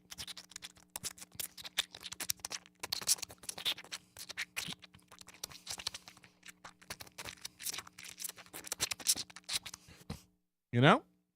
You ever have that going on? Ambrosia. Hit it. I get my pawpaw to stuff a funnel down my notorious vag and dump cranberry juice in the black hole. He gets mad because we are already behind on roofing jobs and his arthritis is bad since I force him up that ladder every day. Back in my stud days when I was running with my pussy posse, I got tired of getting cottage cheese on my micro peen. Then my bro who choked me out at a wedding told me to stop sticking it in the cottage cheese container. I gave him the rope, a dope. He laughed and slapped me. I cried. Oh, God. My bro who choked me out at a wedding. Just go limp. He looks like an idiot. Just go limp. I hate to say this. One time I pulled my dick out and there was mud on my helmet, so I slapped Gino and said, wash better next time. Get it? Because he's gay and they fuck. Get it? Because he fucks Gino. Because he's gay. Oh, God. Oh, my God. Life's too short. Life is too short. Sex when they have that, too. They know they have a yeast infection. They could avoid sex and the embarrassment. I've never had I've had like I think I had one once when I was like a There's 17 or 18 because I had antibiotics for a strep throat. Holy shit, there are And so you many. don't have to ever do that again. There are so many people who are just like in the chat right now going, that never happened to me. Yeah. Yeah, I mean, you can smell a rancid pussy. You don't have to like. You don't have to stick your dick in to find out if the milk's gone bad. This is not a normal. Although thing, in my some opinion. people are relating. JJ says, and then the smell after the chunks, that's the smell of Stop. becoming a man. He's got a point there. I forgot about that smell. See, that's just. Omega Dread says, LOL, some think they just had good dick and she creamed a lot. Oh, God. Hey, Patrick, what do you call April when she has a yeast infection? A quarter pounder with cheese. Rod packets. Consistency, bro. That wasn't yeast. That was from the guy before you, says Dr. Climate. Jesus. Jesus. Stallion Man says the girls Aaron went after were not very bright, April. I'm feeling that way now. Well, I mean, girls, when you have see, that, Tom, I'm like, just reading all the people who are can you saying that imagine? never happened to me. it doesn't. And you know why? Because most girls, if that does happen to them, it's unfortunate and it's embarrassing. And we choose to not have sex until that's gone. Right. And Aaron did this with a lot of women because he goes, you remember the first time you pulled out cottage cheese from a girl's hole? It's like, what the fuck? It's not a crick. You're not noodling for catfish. The first time you pulled out cottage cheese with your 2 scoops penis? No, thanks. We don't remember that. No one remembers that. No one knows what you're talking about. The first time. That's why I had to deal with that all throughout my 20s. Ugh. Colin says, no, that doesn't happen regularly. Anyone with a passing acquaintance of females knows this. Corndis says, now her arms are crossed. Yeah, that's true. That's a defensive posture. It makes me think that she does have a smelly, chunky box. Forget about the smell because it never happened. He got a doctor's note so he didn't have to shower in high school because he was chubbing up. Oh, God. That to me is fair. It wouldn't surprise me if Aaron had a yeast infection on his dick. You know, if he was the one who got a yeast infection and spread it to the girl because he was gross. Eric says Pot Awful is married with 2 kids. Wow, what a sick fucking burn. What a faggot. 2 kids? Gay!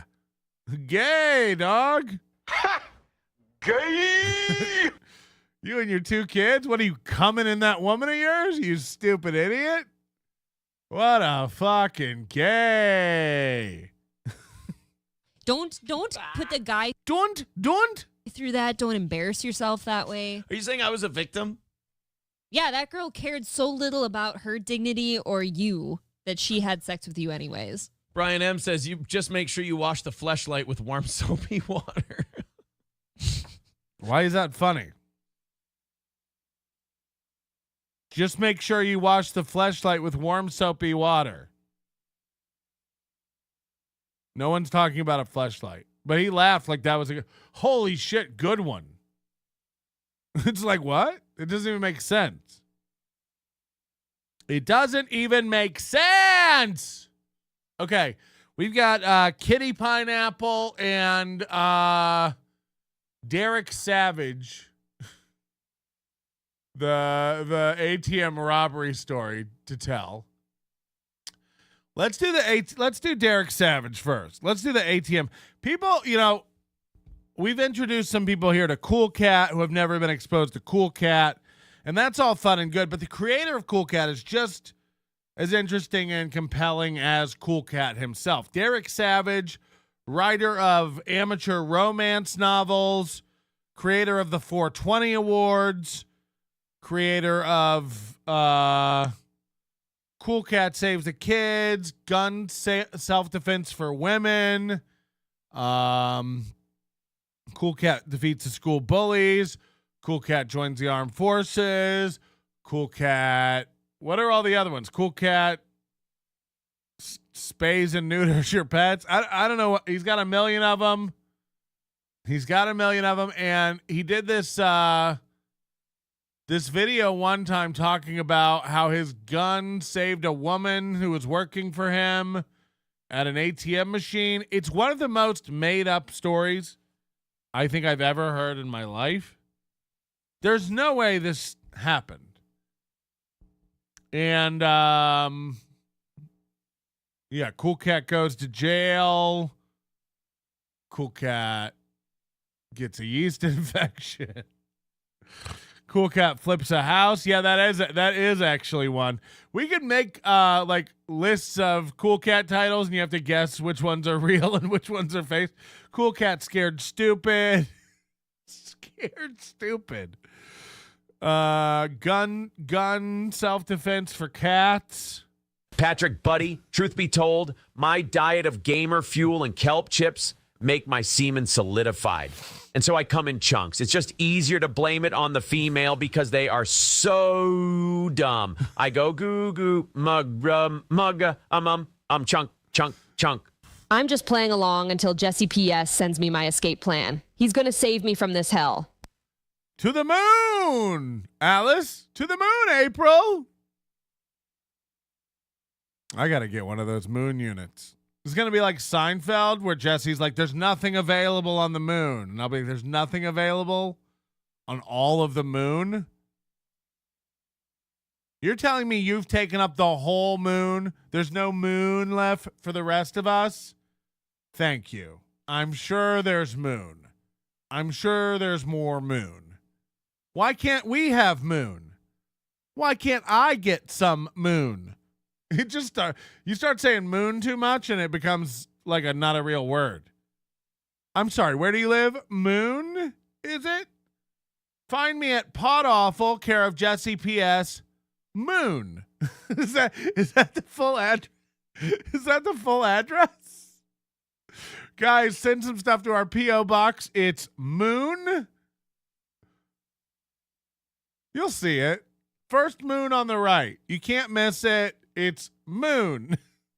Patrick don't believe what Daddy Aaron says. He loves when I ferment my hanging curling meat curtains out the bottom of my yellowing boots shorts. He loves when I have flies nipping at my stink wagon. That way I fill my slimy fuckwings with maggots. He threatens the children with my sour cream. I'm sorry. One more time with that one. That was... What really got me was my slimy fuck wings. Patrick don't believe what Daddy Aaron says. He loves when I ferment my hanging curling meat curtains out the bottom of my yellowing boots shorts.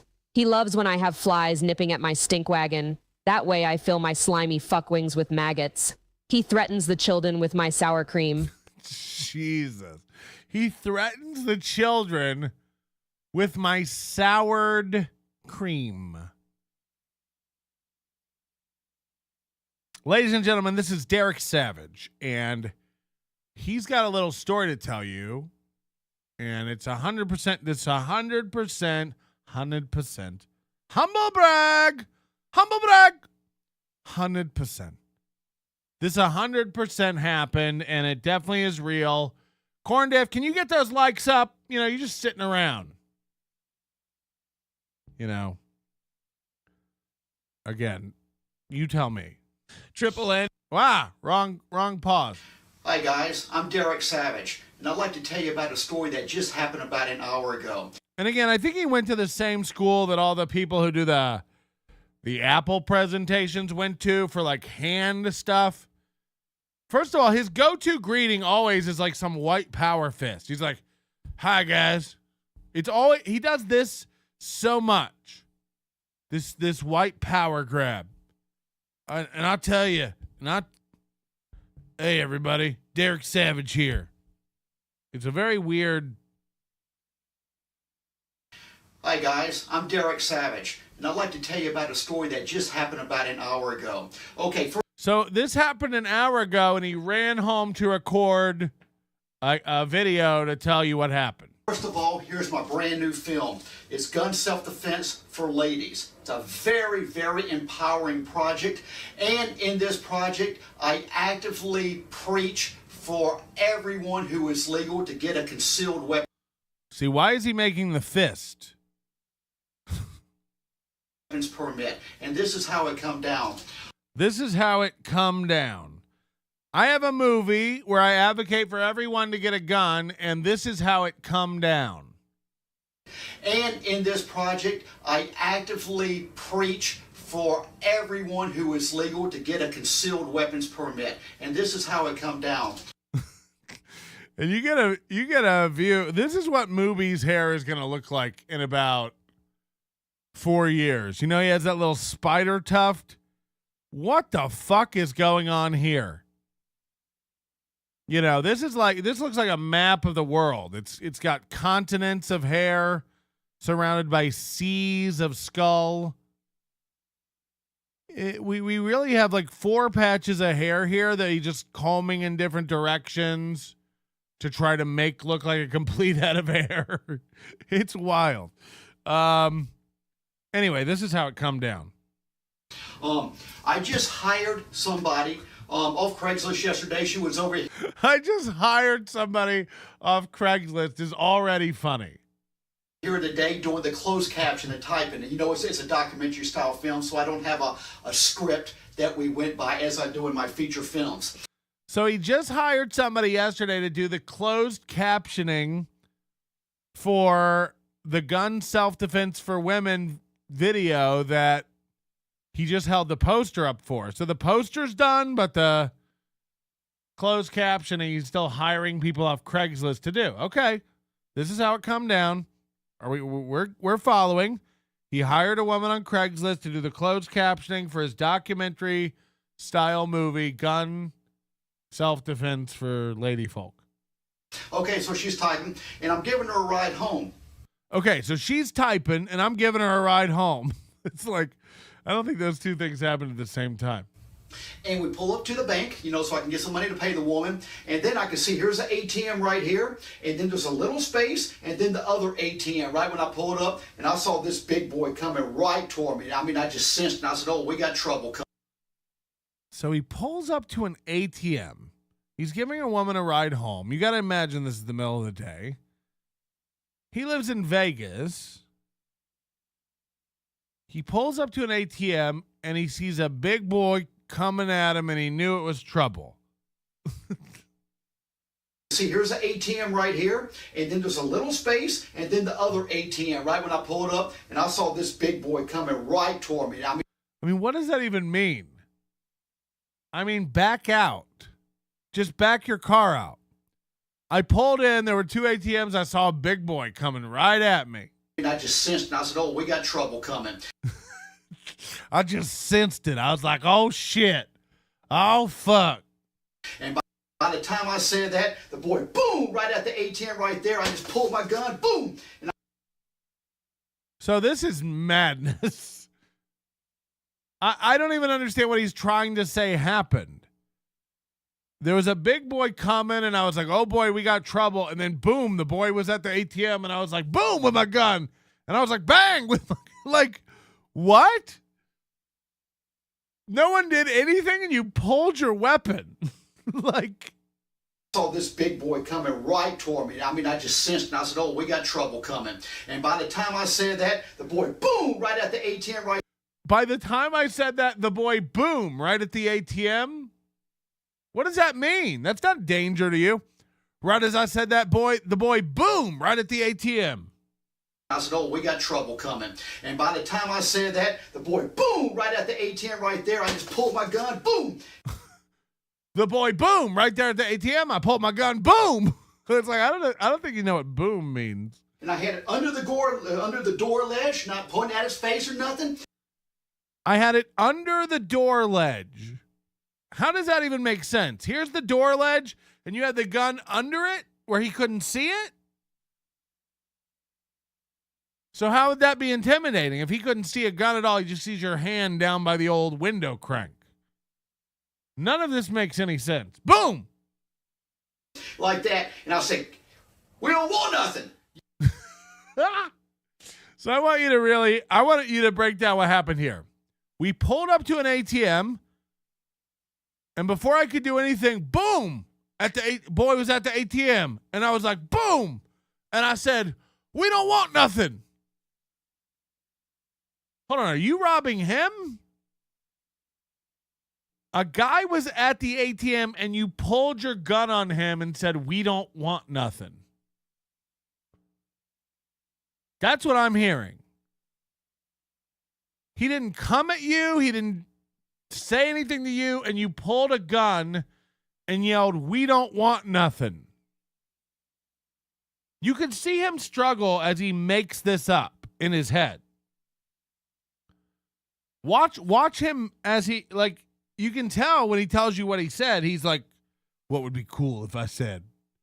What would be a cool thing that a guy would say?" I can get some money to pay the woman, and then I can see here's the ATM right here, and then there's a little space, and then the other ATM right when I pull it up, and I saw this big boy coming right toward me. I mean, I just sent. Why was he was coming towards you, and then boom, he went to the ATM? And I said, "Oh, we got trouble coming." And by the time I said that, the boy boom right at the ATM right The boy boom right at the ATM. I thought he was coming at you. there. I just pulled my gun, boom, and I had it under the door ledge, not Under the gore. pointing at his face or nothing like that. And I said, "We don't want nothing." We don't want nothing.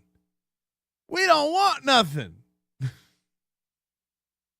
Oh no, is this gonna be nasty? Can we please stop talking about my panty hamster? Our families already hate us, and I want to go back to our church. I would like to as well, except we have a few small problems. The whole church, including my parents, hate us. Also, your rot pocket left a smelly stain and cottage cheese remnants last time we darkened their door. I showed the preacher my bloody shoes and said, "Don't make me rope-a-dope you." Can you provide me a sample of your Axe Wound Cream? Carla said she wants to incorporate it in her salsa. Oh, is that melting outside? I'm scared. After eating government cheese for years, April's cottage cheese panties mark a nice change from Christina's meth-induced shitting herself.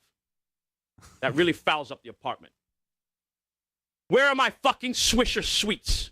When April sees a big boy coming towards her, she drops like Mooby does when he gets choked out. Her rot pocket gets ready to accept the big boy and finally come. Alas, he walks right by, knowing she has been touched by a limp-wristed turd who wears a breast binder. Rod pockets. And he said, "Got some money?" And I said, "No, get away."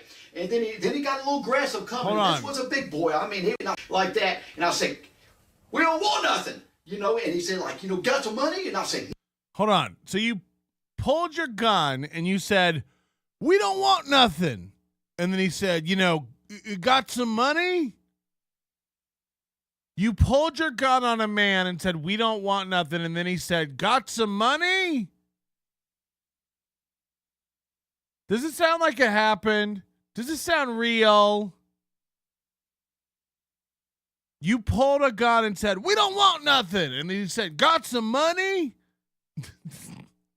"No, get away." No, get away. Yeah. The robber who hangs out at ATMs to rob people waits for people to pull up to the ATM to use it and get money.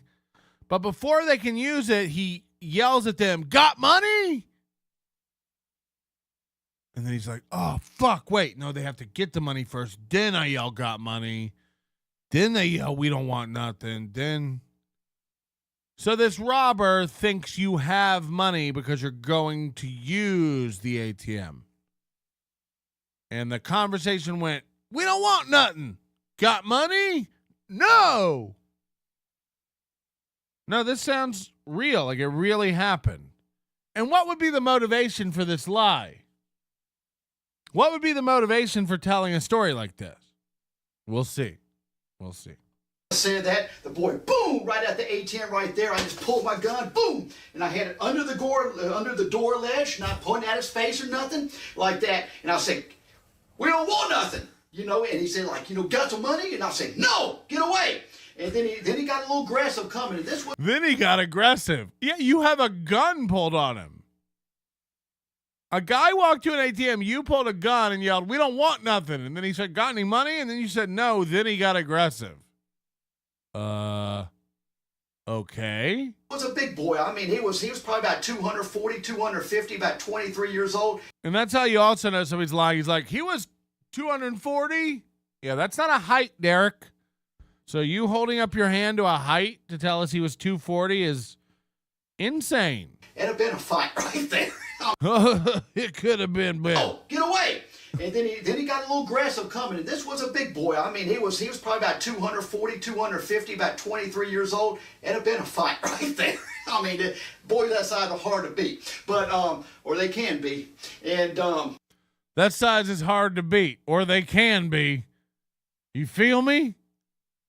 You feel me?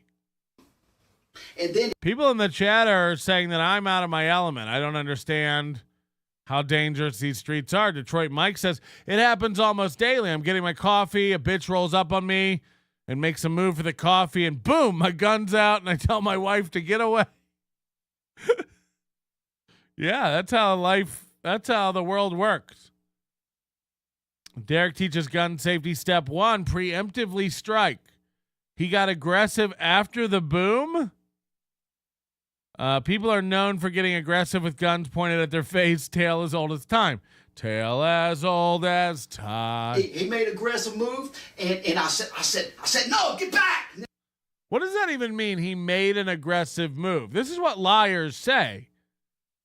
People who are telling the truth don't go, you're an officer, then he made an aggressive move. They tell you what he did. He lunged at me.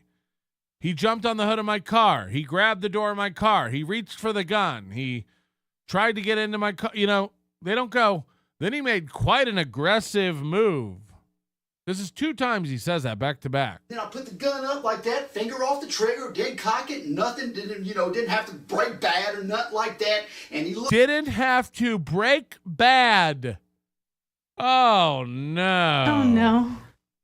I didn't have to break bad or nothing like that. Look at this puffed up posture, too. Aggressive coming, and this was a big boy. I mean, he was probably, oh, get away. And then he got a little aggressive coming, and this was a big boy. I mean, he was probably about 240, 250, about 23 years old. It'd have been a fight right there. It would have been a crazy one right there. Hello. How about it there? That boy's got it all wrong. You get one of them big boys coming at you, you say, boom, you hold back. Stay back, you colored. I don't want nothing from you, colored. Get away from me. I got no EBT card. And then when he run away, you say, I got him. I got him. Got him. Racism's not funny, okay, guys? Let's keep it clean. Let's try to keep it a nice, clean fight. I mean, boy, that side are hard to beat, but or they can be, and then he made an aggressive move, and I said, no, get back, and then I put the gun. And then I said, go on Yosemite Sam. I said, boy, I said. Gun up like that, finger off the trigger, didn't cock it, nothing, didn't have to break bad or nothing like that. Break bad. I didn't have to break bad or nothing like that. I kept my cool. The minute I pulled a firearm on a stranger for doing nothing, I was able to hold back. And he looked at me, and he looked at that gun, and he just went, oh, like that, and he backed up and got away. And the thing is, the chick right beside me, the chick. The woman that you hired off Craigslist to do your closed captioning for your gun self-defense for women video, you mean? Oh, yeah, the chick. And he backed up and got away. And the thing is, the chick right beside me, it all came down before she even knew what happened. Right when he walked away, she literally freaked out, but freaked out in a great way. She went, oh my God. No, she didn't. No, she didn't. Freaked out, but freaked out in a great way. She went, oh my God. Now I get it. Now I see why people carry guns. That guy was right there. If I was here by myself, I'd have had a massive problem right there. No, you wouldn't. He was robbing a woman with no money.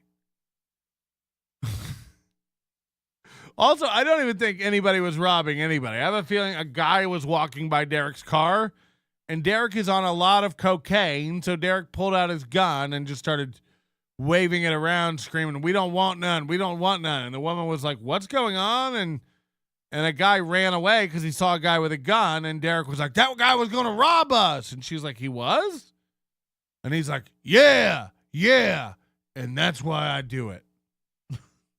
I have a feeling nothing happened except Derek pulled a gun on a stranger. I have a feeling that's the entire sequence of events. But you didn't even have to point at his face. You can tell he's lying because he does that. And then she was like, and then she goes, "But you were," it's like, Jesus. Guns. That guy was right there. If I was here by myself, I'd have had a massive problem right there. And but by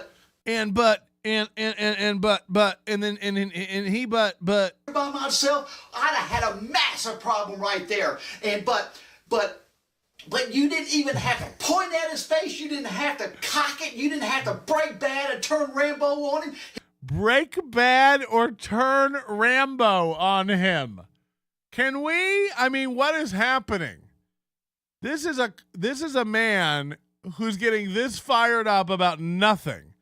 He's making up a story, and look at his face. I mean, this is made up. This did not happen. He saw that you were standing your ground, you were aggressive, and you weren't going to let nothing happen to yourself or to me. And then he got away quickly. And then she looked at me and she says, "Now I'm going to get a pistol. I understand it." She did that. She did the white power fist. I get it. Finally, I get it. What do you mean, finally you get it? You met this woman today. You hired this woman today on Craigslist, and then she's like, "Finally, I get it." You've hung out with her for an hour. So why would she say?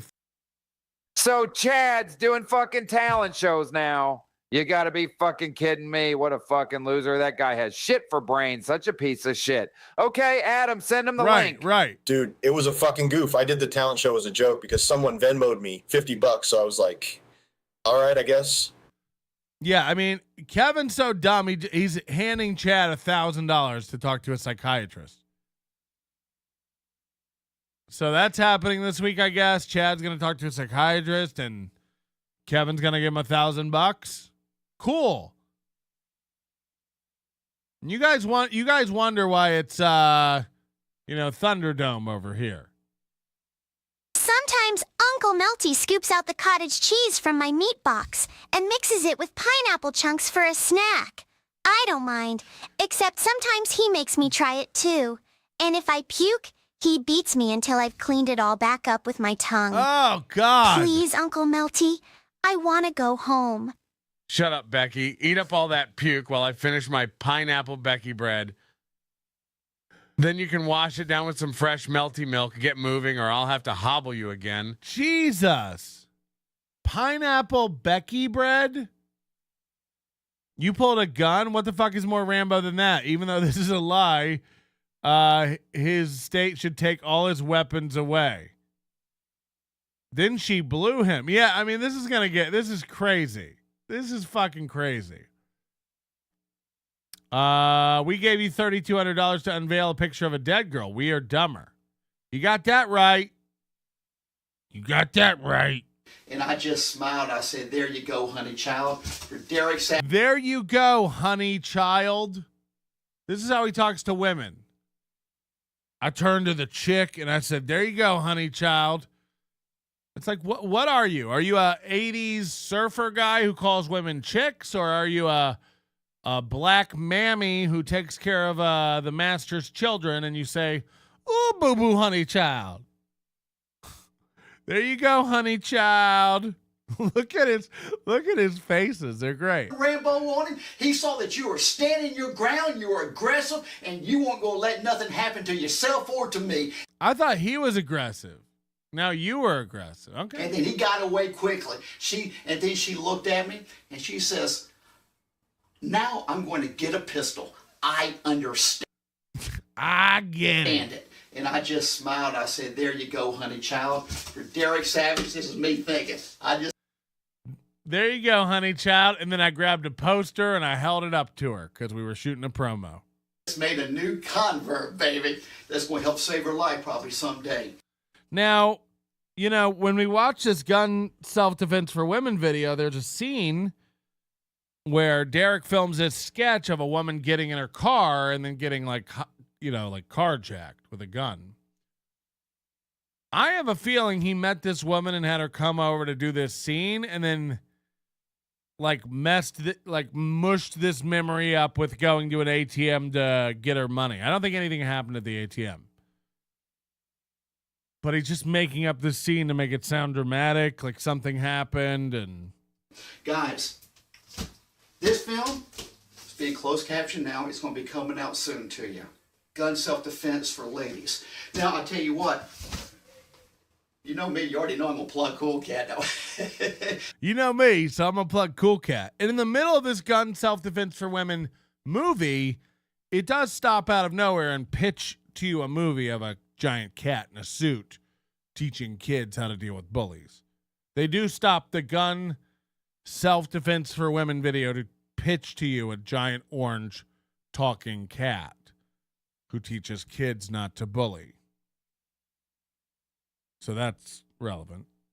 He's out of school. He ain't here right now. I'm making a short video for you, okay? Just to let you know, get a CCW. Ladies, men, it's a crazy world out there. It's different. You got to protect yourself. Okay, Cool Cat. What was that little, you got to protect yourself? Watch a little move at the end. World out there. It's different. You got to protect yourself. What is that? He shakes his head. Okay, Cool Cat, Kid Superhero is an anti-bullying and kids gun safety film.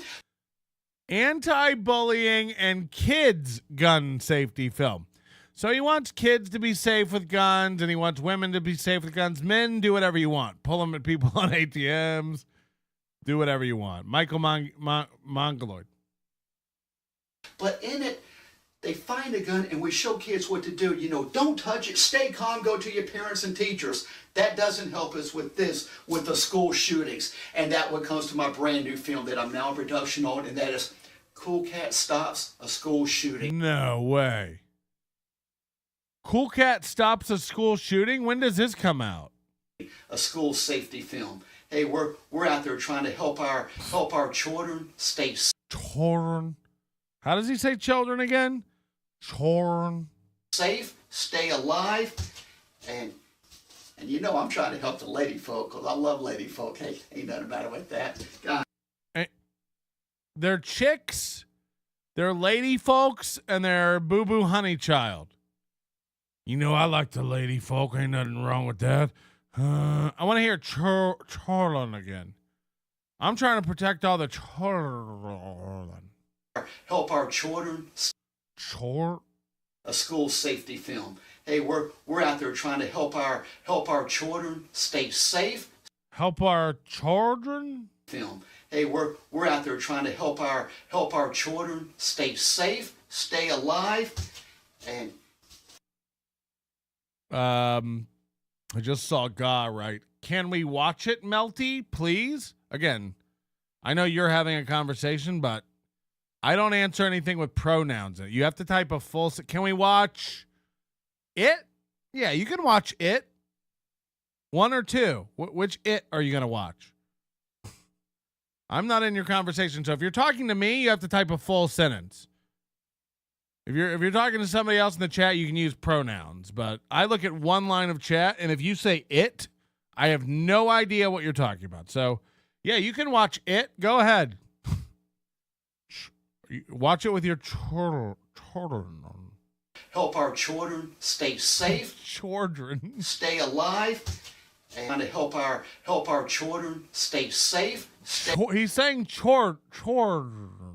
Stay alive. They're trying to help our children stay safe, stay alive, and you know I'm trying to help the lady folk because I love lady folk. Hey, ain't nothing matter with that. Yeah, he's recently divorced for sure. For sure. He has no idea. He's trying to get laid. This guy's horny, and he definitely puts his gun in women's mouths when they come. Guys,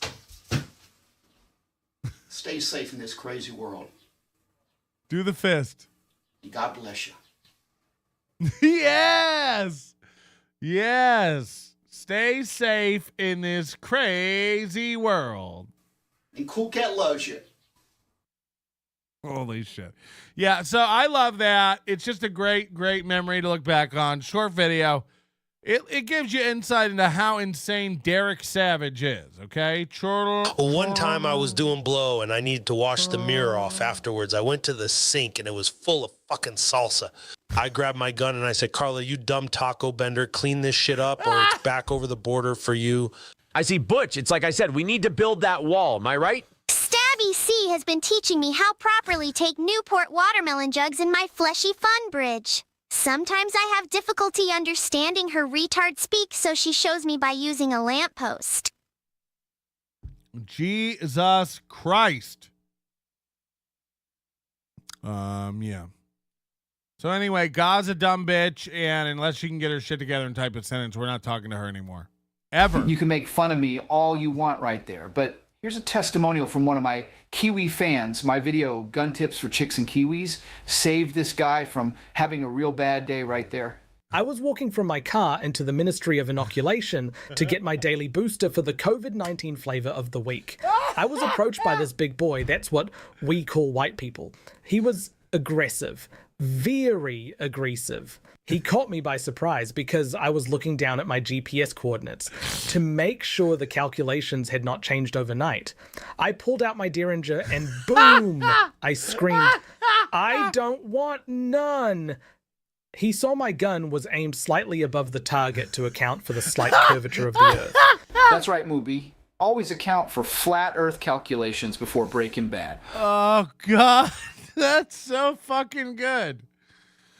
Oh, my God. That's great. That would incorporate so many muches of the inside jokes. Holy shit.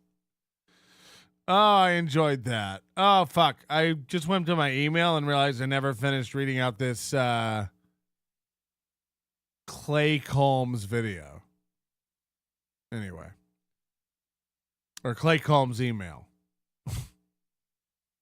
To the guy asking me, first of all, this is just an inside thing that we're working on here, so you don't need to know.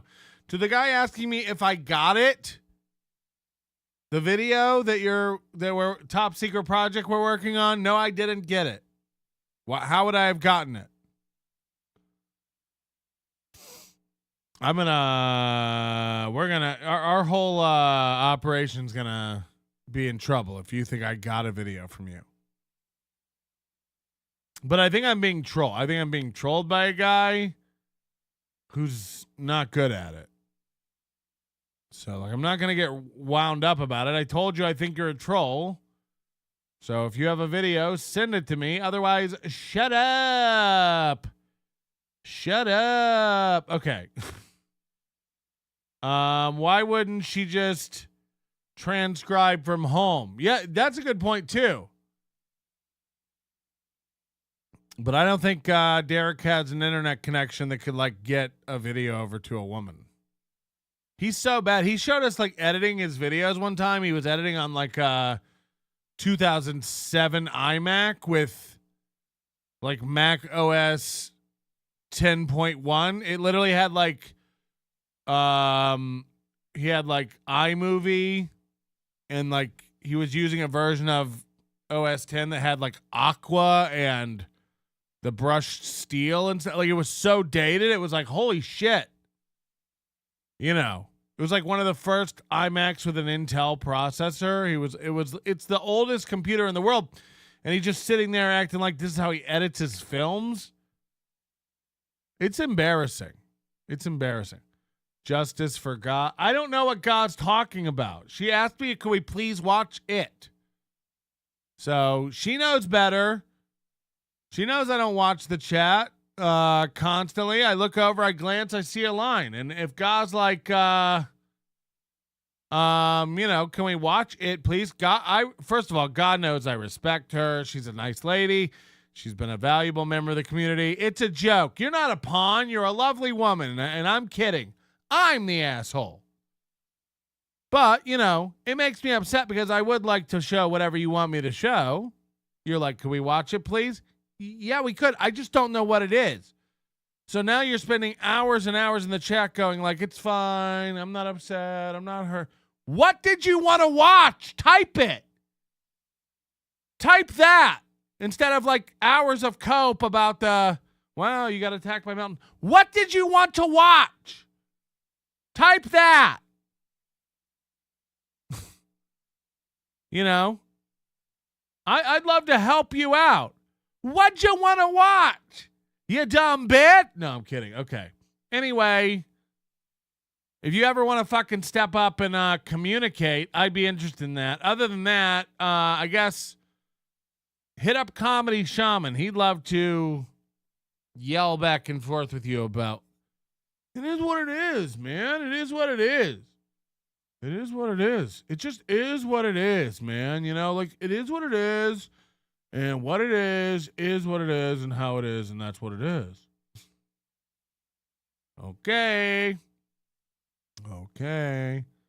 So God, do you wanna I've killed 20 seconds waiting for a delay. Would you like to please type out what you wanted to watch? This is the third time I'm asking. What did you want to watch? We got to sit here and wait for an hour. And I guarantee you the next line of chat she types will have nothing to do with what she wanted to watch. She just, after all that, she typed LOL Deitois. Hey, what did you want to watch?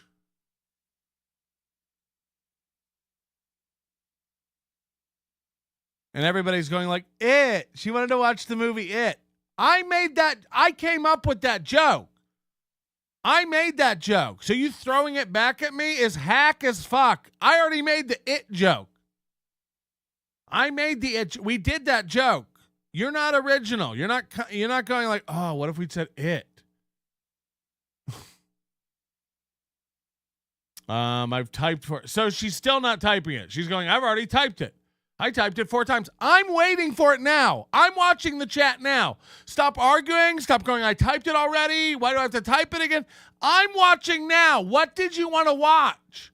I'm looking at the chat now. Just type it. Type the line of the thing you wanted to watch. Don't argue. Don't go, I already typed it. LOL Deitois. Ha ha ha, everybody. I'm fine. Nobody's really mad. Type the name of the thing. I've asked 7 times. Type the name of the thing you wanted to watch. There's a bar. Type the name. No other things. Focus, everybody. What's the thing you wanted to watch? Type that. Don't LOL. Don't ha ha ha. I guess I'll type it again. Don't. Okay, one more time. Type the name of the thing you wanted to watch. Type the name of the thing you wanted to watch. Just type it. The thing that I'm asking you to type. Could you type it? Could you type it? We're going to ban her. We're going to ban everybody. I'm banning everybody. We'll ban everyone. We'll ban Colt C if she doesn't answer. She has one more shot at this. If she doesn't answer correctly, we're banning Colt C. I've had enough. We're all anticipating. She's typing. She's a woman, so it's taking a long time. Get it? Sexist jokes. We're waiting. It's going to be great. It's going to be a really good one. We're just waiting for her to type the name of the thing she wanted to watch 30 minutes ago to see if she can do it. We're trying to see how communication works. We're waiting. Everybody, again, I imagine it's 2 words. And we're just waiting and waiting and nothing. Just can't type what you wanted to watch. I might go. This kind of stuff throws me for a loop. When people I perceive as like fairly normal, like can't communicate, I lose my mind. Because again, I've asked 30 times and she cannot type what she wanted to watch. She wanted to reach out during the middle of a show and request a thing. I'm willing to play it. I want to make you happy. I'm not being an asshole. I want to do the thing you wanted. What did you want? Fuck. I want to play the thing you asked me to. You asked me to do a thing because you like it and you wanted to. I'm telling you, I want to do that for you, and you won't say the name of the thing. Like, do you understand where we're at? Like, fuck. I love Melton severe autism. It's not autism. I gotta hold society accountable. I can't easily let this go. I won't. I'm out of here in 5 minutes if she doesn't answer. I can't handle it. It breaks my brain. It does break my brain because I respect the person and she's like normal and she's always been normal. And I've 30 times for 30 minutes now said, what did you want to watch? You wanted to watch something. What was it?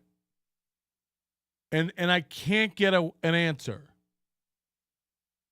So I'm going to sign off. I've tried. Thank you, everybody, for being here today. Thursday we'll do Kitty Pineapple, and I had this training video to watch. I can't do it. You're all. If I'm a Spurg and I'm autistic, so be it. I have to match your autism. I have to match your Spurgery. So when you guys spurg out and get autistic, I have to spurg out and get autistic. I just can't. Thank you for hitting the like button. Thank you for watching the show. I appreciate it. Thursday, no show tomorrow, of course, because Wednesdays. Thursday, we're going to do Ray, because we haven't done Ray in so fucking long. And I don't want to hear about it either. Complaints. And I've yet to watch the Ray Joey CISO, so that's going to happen. And, yeah. All right. So thank you guys very much. We'll see you later. I'm sorry, but I can't. I just can't. When I'm asking, like, regular questions and no one can answer and everything, it's funny to use my joke back to me. Yeah, I'm autistic. I can't do it.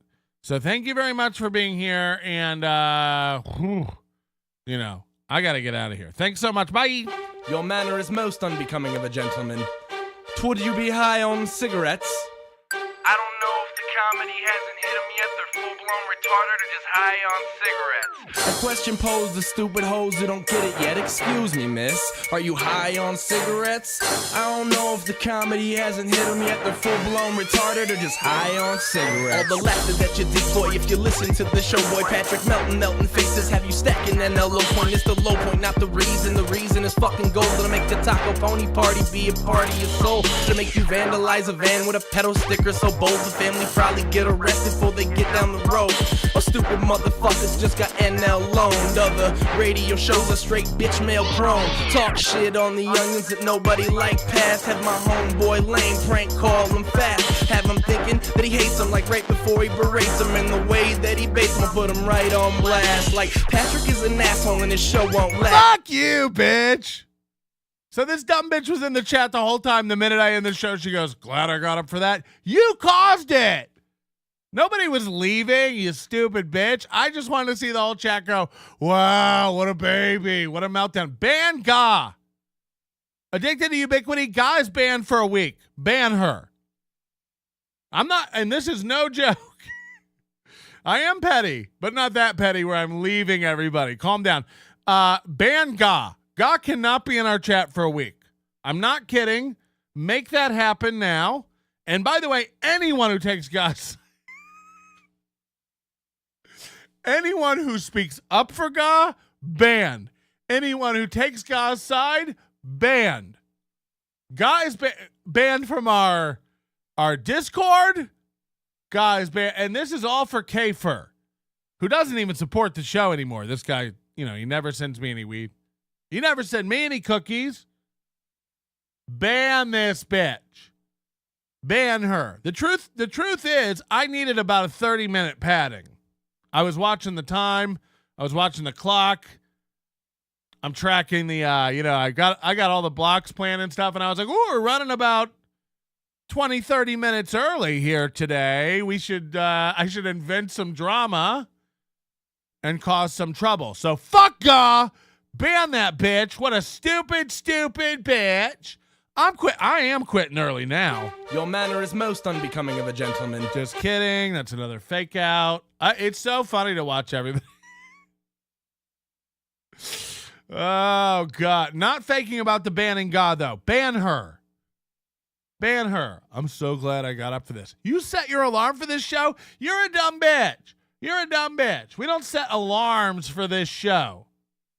You wake up for this? It's available when you later. It'll be there when you wake up. Wake up at 9. It'll still be here. It'll still be here. Addicted, did you ban her? It won't let me ban her. It keeps giving me an error. I swear to God. I swear to God. We're going to find where this bitch lives, and we're going to string her up by the corn. Nope, find her. I won't stop until she's gone. I won't stop until she's gone. Hide. There she is.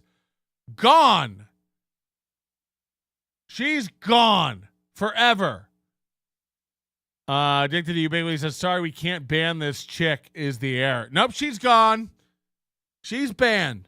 And nobody ever talk about her again. I don't want her name brought up. I don't want the word brought up. Put her in Spurgville.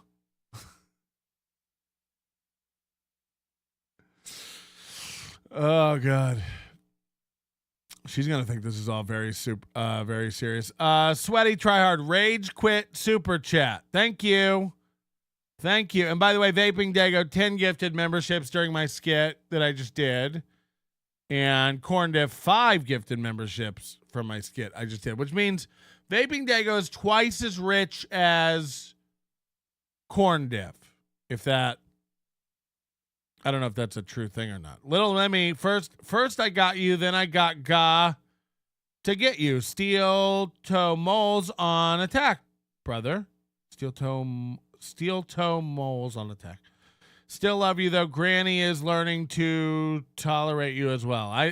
First of all, you don't know what that means to me. You don't know what that means to me. The fact that Granny's coming around to me. If Granny loves me, I have a purpose. Now, if I could just get Comedy Shaman to respect my skills and,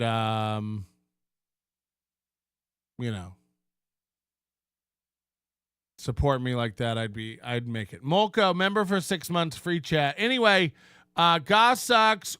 Nobody's talking to Ga. We're not talking to Ga for 2 days. We don't talk to God for the rest of this week.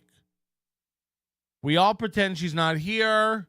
She's got to learn her lessons. She's very cocky. It's aggressive. It's aggressive. And by the way, we'll never watch anything God wants to watch again because of this episode. You don't know what this has done to me. It's ripped my soul and torn me up in ways I cannot fucking begin to explain to you. It's twisted my mind and warped me into such a frenzy. How could I ever forgive her? You've taken my show and pushed the... Kafer is right. These fucking women, they come in here with their pussies and their ideas, thinking they're men with their penises and their ideas. Okay, enough of that. Thank you, Ga. Please send me an email if you want to be reinstated, and also please don't send me an email, ever. Okay, Sam V is very upset, very, very upset. What is he talking about? NLO is a hypocrite. Hypocrite? Why did you put a Y in hypocrite? You're spelling it weird. Ga is asking to be unblocked per Ga, says Lance. I don't know. If she can send me an email that tells me what video she wanted to watch and, a really sincerely worded apology, we'll read it on the air. And if it's good enough for you guys, we'll let her back in. I think that's really the only way to do it. She has to send me an email saying what was the video she wanted to watch. And then she has to apologize to the whole podcast crew. And then I'll read that apology to you. And then you guys vote You'll type banana if you accept it, and grape if you don't. And if you accept it, we'll let her back in. If you don't accept it, we'll ban her for double the time. So it's kind of like a gamble, like a double or nothing gamble. If you want to try to get back in the good graces of everybody, it could cost you everything. It could cost you everything. It's going to be an email, sincere, constrained from the heart. Yeah, I'm hoping so. I'm hoping it's really serious. Try hard. Got you. Super sticker. Got you. Got you. Got you. We all float down here. Okay, can we move on? This has all been fun. This has all been a nice, fun intermission. But I'm kidding about everything except Ga. She's gone. We'll never mention her again. Win, lose, or Ga. Oh no, I just got an email. And it has nothing to do with Ga, okay? So we're doing great, and we're going well. Can Granny give me her old-time recipe for yeast infection cures? I've got a flounder/tilapia small coming from my nether regions that has my white cracker man whore vomiting when rent is due. God damn, I can't stop itching and smelling my fingers. Fuck steel toe. First of all, Granny's not a her. So Granny can't give you her recipe. Granny is a man that little Lemmy lets enter her from behind. You know. What happened to Chad being arrested in August? I don't know. He says he wasn't. He said he wasn't. So I only know what I'm told. But everybody's a troll, so who knows? Let's talk about Kitty Pineapple, everybody's favorite they, them. Las Vegas / Hawaiian comedian David Lee started dressing up as a woman named Kitty Pineapple. And after 15 years of not getting anywhere with his shitty jokes, he just reframed the same shitty jokes into this Kitty Pineapple trans persona.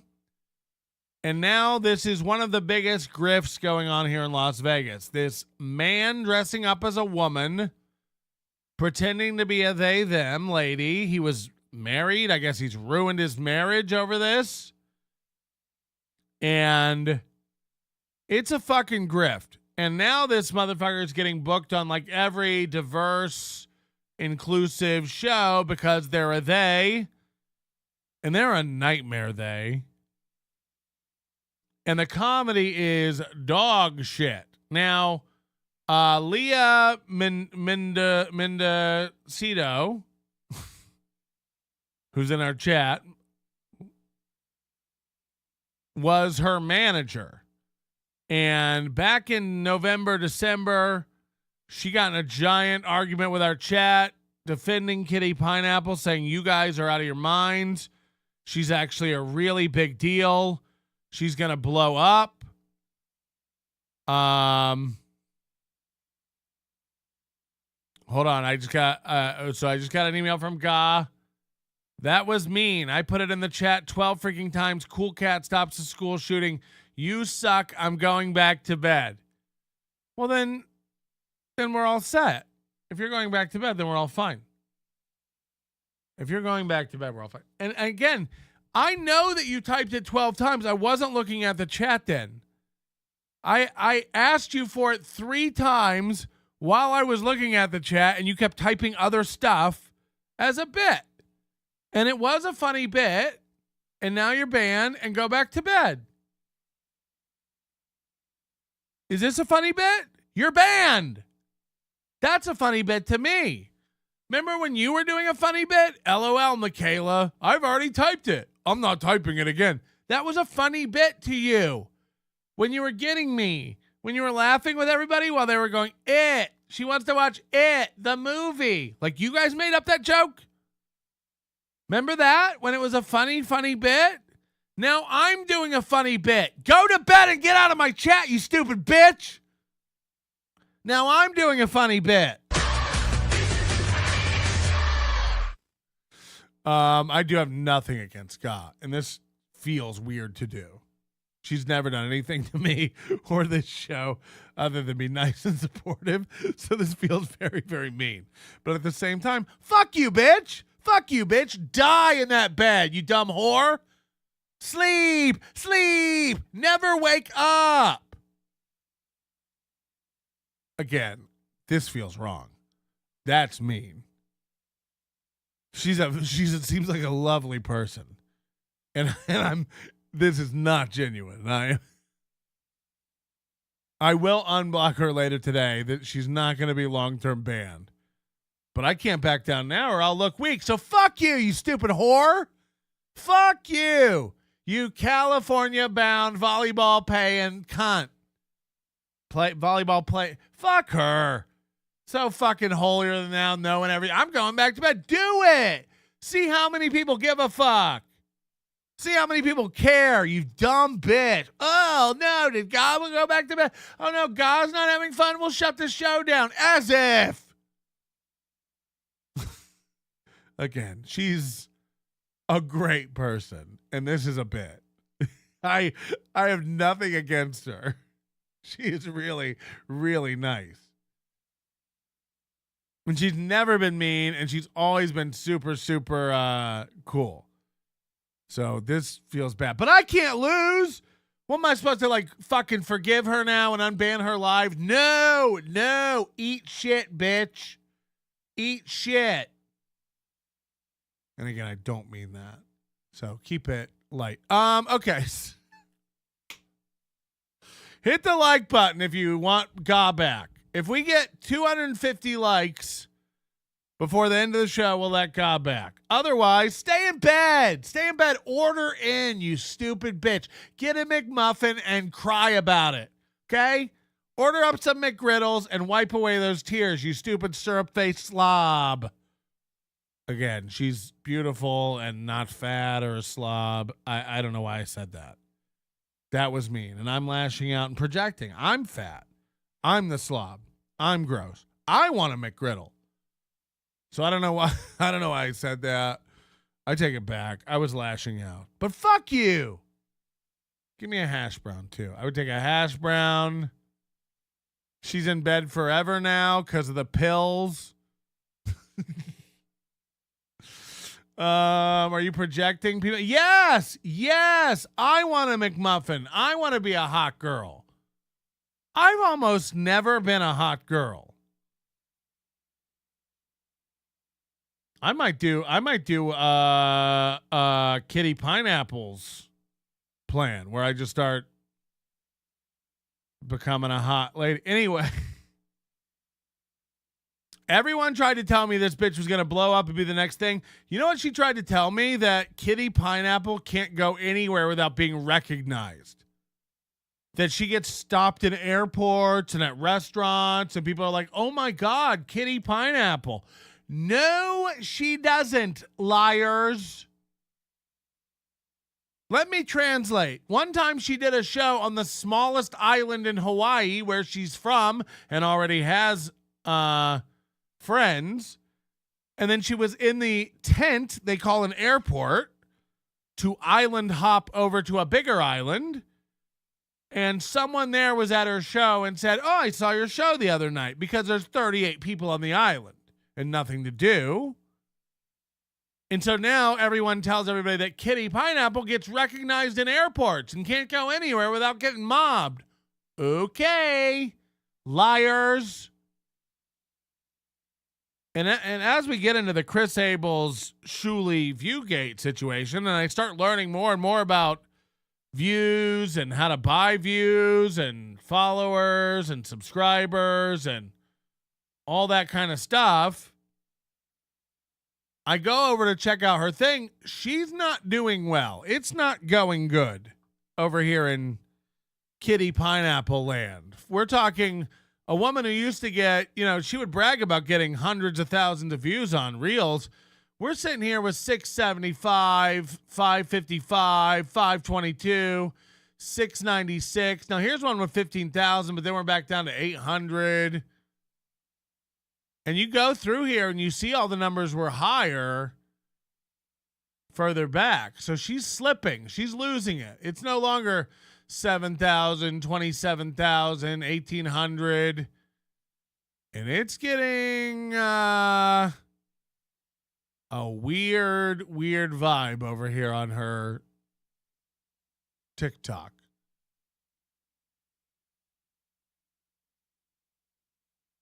It's how to lose weight fast. Hello everybody, it's me, Kitty, and today I'm going to show you how to lose some weight in just a matter of seconds, okay? It's a complete hack, and you can do it too. All you gotta do is this. Let go of the weight that's holding you back from the weight that you truly desire. There you go. I lost 2 pounds. Easy, yeah? Now you try it. Hello everybody, it's me. So that's what she does. Those are the kind of bits she does. Hello everybody, it's Kitty Pineapple. Kitty has a body like a linebacker and a face like a robot. Yeah, she has, if you ever watch her stand up, she has like one bit, one premise. It's like, I'm a girl with a penis. Isn't that crazy? I have a penis and I'm a woman. Huh. Wild, right? And then she like talks to men in the crowd and makes them uncomfortable about her penis. And that's like the bit. This is my favorite thing like trans comics do. They try to make you feel like the freak because you're not into them and their penis. It's like, hello, Stuttering John, your daughter has a penis? You don't think that's weird? You call every guy a girl to make fun of them. Carl is Carla. Patrick is Patty. Kevin is Karen. So your whole joke is men acting like women. Men are women. That's the biggest insult Stuttering John can think of is calling Carl Carla. Yet when his son chops off his penis and becomes a woman, you better not say shit. That's brave and strong.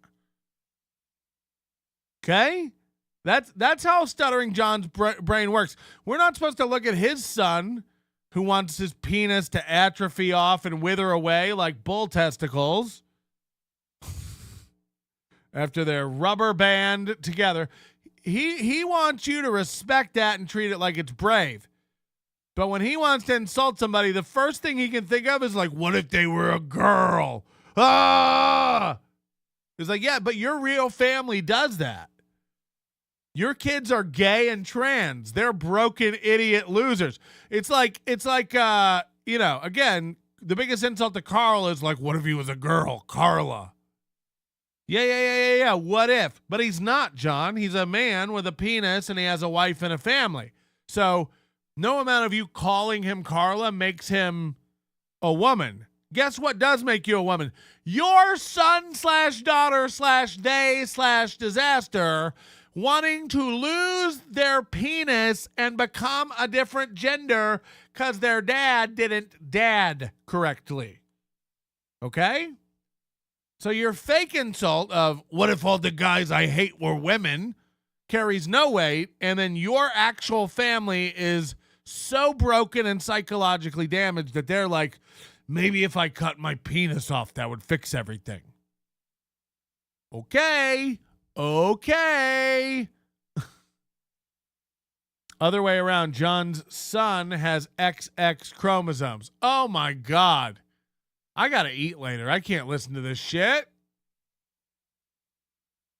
Okay, this is called a table roast. You ready to see Kitty do some crowd work? This is on fire. She works at 3 places in town that are Filipino bars. So, you know, in Vegas, there's a large Hawaiian population, large Filipino population. So she goes and does shows at exclusively Filipino bars. And again, this bitch has made backwards progress since we discovered her, and she was going to blow up and be the next Are big you two thing. together? Oh, you're roommates. Oh, that's what they're calling it now. How'd you guys meet, if I may ask? FOP. What is FOP? Fresh off the plane? What is POF? Oh, plenty of fish. Oh, okay. So how long have you been roommates? Look at this guy. And I say this guy because it's fake. It's fake. I'm letting you know right now, this is fake. 5 years? I'm seeing some kind of like non-committal thing right now. And then you, miss, I feel like you're the most innocent one of this table. But you're probably the grossest. Yeah? Yeah, you're probably like in a group of like 10 guys, bukkake and everything. I don't know what you like to do.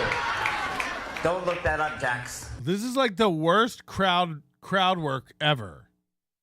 You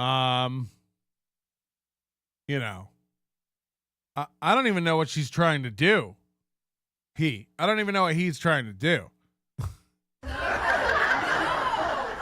you two together? We're going to watch it again. I want you to... This is a clip. He thought this was worth putting out as a clip.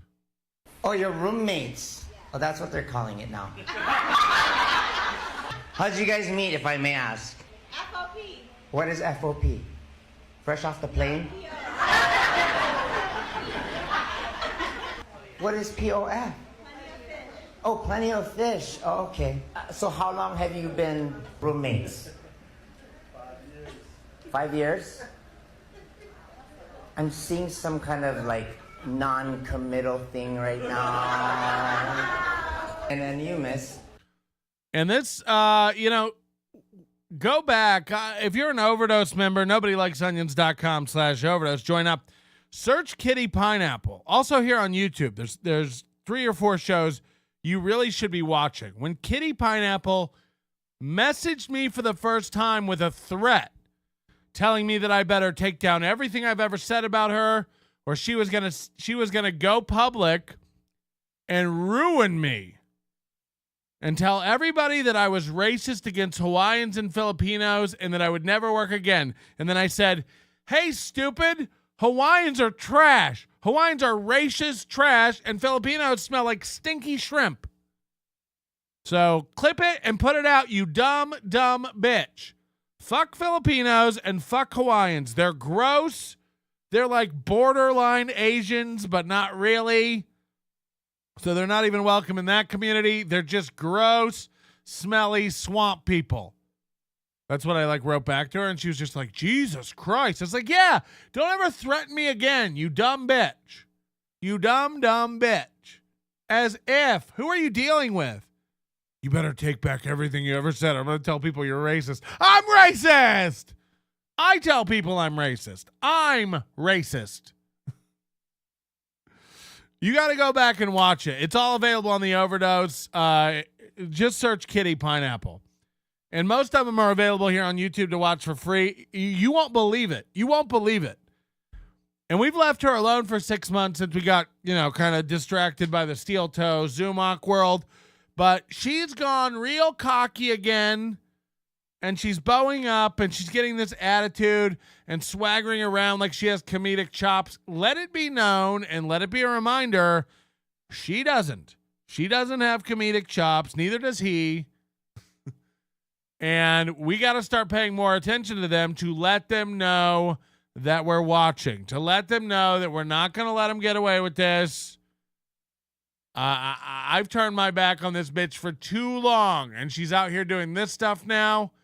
It's the same joke. You ready? Here we go. Somebody asked me, are you one of those transformers? No one asked you that. Somebody asked me, are you one of those transformers? No, they didn't.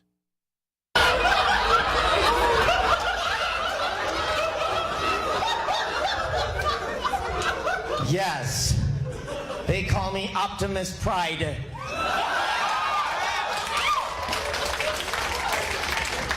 Right over there is Megatron. Now look where she is. She's at a trans convention. She's at. Oh shit. I went. What happened? Fuck. Go back. Somebody asked me. Are you one of those transformers? Somebody asked me, are you one of those No, they didn't. So why is she getting laughed? She's at TransCon. Why is she getting laughed? She's at the Noipit, the Filipino bar in Vegas doing a show. So the only time she ever does well is when she flies home to Hawaii and does a show. When she does the Filipino bar here in town, because Filipinos just love Filipinos. It's garbage comedy. Or when she does a trans event. So like, you know, if you go to a trans event and you go like, are you one of those transformers? They're going to go, oh my God, it's so clever because we're, you know, trans. We're gonna go inside of Uncle Frank's and we're going to see how this unfolds. Aloha, sister. I would like one masuti. Okay. That's all I got. That's as far as we got. That was good. That was good. A scale of 1 to Maui. How did I do? I say like full on Maui. Like you were definitely an islander. I can tell. Thank you. Thank you so much. What are those? Those are snacks. Oh, those are snacks, sister. We're gonna go. So what are these videos? She does these little Hawaiian videos where she's trying to like teach little snippets of, but none of it makes any sense and none of it's funny. So there's, of course, like she's just going downhill with her view counts.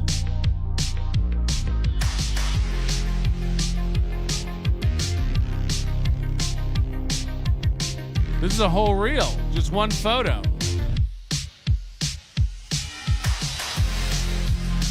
Cool. I know it used to be crazy, messed up. Are you happy? Someone asked me out of nowhere with no context. That's what this video says. And then it's just the same photo scrolling by over and over again. These are her reels. And, you know, if you think what normal girls do is retarded, this takes the cake. When men try to become women and then do women stuff, it's even wilder than just a woman putting up a photo and wanting, you know, thirsty guys to click on it. That's one thing. That's one thing. A man becoming a woman, putting in, did you see those chicken cutlets she took out of her titties? And then trying to do woman content, it's pathetic. Word, what does it sound like? It comes from the action of a bird, right? Because peck, peck. Ancient scholars believe that it was said twice to... The minute this motherfucker says ancient scholars believe, I'm out. Again, you know, maybe I'm being biased. Maybe I'm being, maybe I have you know, a complete brain fart when it comes to like listening to a trans man talk. Ancient scholars believe. Yeah, what do they believe, stupid? Firm intention. Like if you're going through a custody battle and it's not just sue, you're going to sue them. If you like tea, like milk tea or raspberry iced tea, it's not just tea, it's tea. So just ask any guy if they can hand you tea and they'll be happy to do so. So for peck, it's like a bird, and so play with your peck. You know, just play with your peck like it's the last time you'll ever do it. You will thank me for it. If you think about the word, what does it sound like? It comes from the action of a bird. So the big joke here is play with your peck and ask for a TT. This is open mic level comedy if the open micer was retarded. He has been doing comedy for 20 years. and put this out 2 weeks ago. Peck Peck TT. Talking about penis and tits. This is where we are at. And he thinks he's a headliner. You know. And I hadn't checked on this fucking thing in so long, but it's too much. She started pegging my age. That made me cry today. I can't sit down on my ass the same way. She started pegging my age. That made me cry. So ever since he became trans, he's just been making the lowest common denominator jokes about being trans and about his dick and getting fucked in the ass. Again, he was a comic for 20 years. It never went anywhere because the comedy is so base level shit. You know, he started pegging my A. I can't sit down because my butt bleeds. Funny stuff. And it never worked. He used to do jokes about dressing up like Kitty Pineapple on stage as a man. As a man, he would talk about his experience dressing up in panties and all this stuff, and he would get looks and stares, and no one would laugh. Then he started wearing the Kitty Pineapple stuff on stage and reframing all the jokes. Literally, we have the video of it. He used to go on stage and go, I did this crazy thing for a goof, dressed up as a woman to get strange looks from my acted like he knew it was crazy. He's like, I just do it for a reaction. I just do it to get looks. No, now you're a girl. Now you do it all the time. And he wears it on stage, and then he changed all the jokes to like get rid of the like, wasn't it crazy that I did this, to like, it's empowering that I did this. And now he gets sympathy laughs because you can't like make fun of a trans person. I can make fun of a trans person. Trans people can be assholes and losers and unfunny jerks just like everyone else in the world. They're just people. They're just broken, confused people, but they're just people, and they can still be awful comics who suck dick. And boy, does she or he. Baby, just keep on going. Sometimes we think we can't take it anymore, and then we just take it anyway. You ever been like a toxic relationship? Uh-oh. You ever been in a toxic relationship and you said, this is it, but somehow you're still in it, and you're like, why am I still in it? If you can do that, you. It's bad. It's bad. Look at this latest video. This is a real. By the way, she charges $50 for training sessions. That's how well comedy's going. You can go to the gym and work out with him if you like to be stared at. And this is the kind of workout she'll set up for you.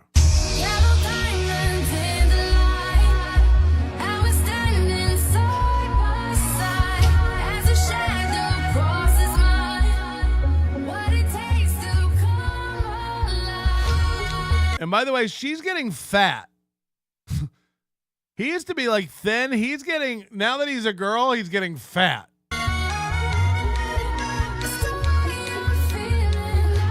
So he tried to launch a gym training app that didn't take off or go anywhere. He tried to launch a fitness YouTube channel, Island 9 Fitness, that didn't go anywhere. He tried to open a gym that never opened or went anywhere. And then he became a girl and started giving it workout lessons. So you tell me if this guy is really a woman and this is real, or is this just the next rung of the ladder that they're trying to climb? I mean, nothing has ever worked out that this guy's tried to do. And this is the most traction he's ever got because of the woke, culture. Now he gets attention. Now he gets booked on shows. He gets booked on trans shows. He gets booked on women-only shows. It's really been a boon for his comedy career. Imagine just holding your arm out and having somebody duck underneath it as if that's a workout. I like the ones where she answers questions. You know, she tries to tell everybody how it is. Kitty's world. I wanted to eat. I wanted to show Luella some culture, a little bit more culture about, Hawaiian culture or whatever. I'm not even Hawaiian. Where did we go eat today? That was the other thing. She was like, I'm gonna turn you in for being racist against Hawaiian people. It's like, you're not even Hawaiian, you dumb bitch. And again, I stand by it. Hawaiians are the most racist people I've ever met in my fucking life. They're racist. Hello, Kit. Pineapple here, mate. Oh, I love it when someone pegs my ear. I couldn't sit down for days. You would think of all the trans surgeries they could fix my voice so I don't talk like Tommaso Lasorda. Oh, shit. Dan G, this bitch makes Chad's Kmart set sound like Carlin. Yeah, no shit. Chad is way better than this. I will say that. What is. I mean, this bitch shouldn't even be on a stage. It's open mic level garbage. And she can't start. She can't stop.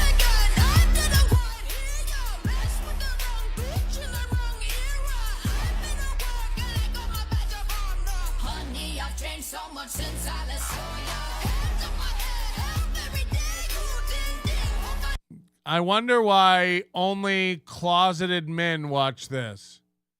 Let's go back to when he was going through his change. Wipe it down. Wipe it down. Wipe it down.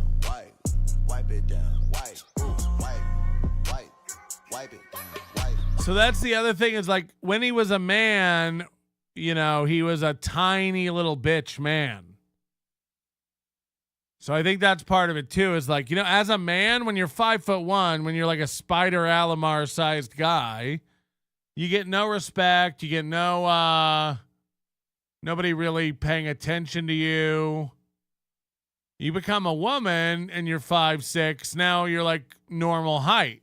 If you're in Waikiki, you should probably check out the Alawai Canal. Brah, you jump in, you won't be the same when you come out. You can't see the bottom of the Alawai Canal. Experts say it's a reminder that this polluted waterway can cause serious illness and even death. If you're in Waikiki, you should probably... That was the whole bit. That was the whole comedy bit.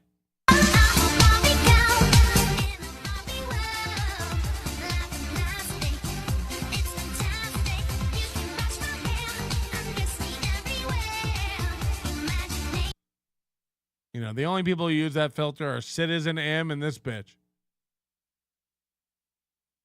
If you're talking about the video where I'm doing this with the person above me, not so much. It's mostly going to do your shoulders. But switch it up. All you got to do is pretend your dumbbells are knives and you're stabbing something or someone, whatever. Just stab it. So that's going to activate your biceps. You want to activate your triceps. There's definitely a penis joke coming, right? Right up, bring your elbow up and then get down on your knees and then just start stabbing again. What? Some of these are wild. BOTO is an acronym for buy one, take one. For example, Olive Garden had a BOTO and you could ask the server, can I try your BOTO? Oh, okay, in that case, I'll have a BOTO and my grandma will have a BOTO too. Yeah. That's the whole clip. What the fuck? Like, what the fuck just happened? It doesn't even make sense. If you find yourself in Waianae as a mainlander, don't worry. Just look at them if they're angry and say, how's it, Mahu? That's it. That's it. Do you get the joke? Oh, you guys want another BOTO bit? What did you eat? Chicken? So do you see this? She's in Hawaii at some banquet hall. These are the only gigs she gets. She would never be caught dead in a real comedy club. You know, in Hawaii, in Pidgin, that translate as boto. You know what boto is? Okay, never mind. We'll figure it out later.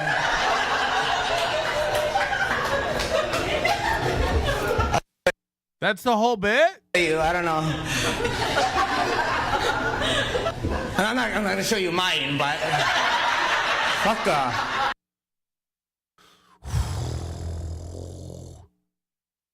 I'm just shocked at like how nothing these people have when they're given shots. Again, this bitch can't stop getting booked everywhere and is literally doing the same material she did 20 years ago as a man. I got to keep going back so you can really see this transition when it happened.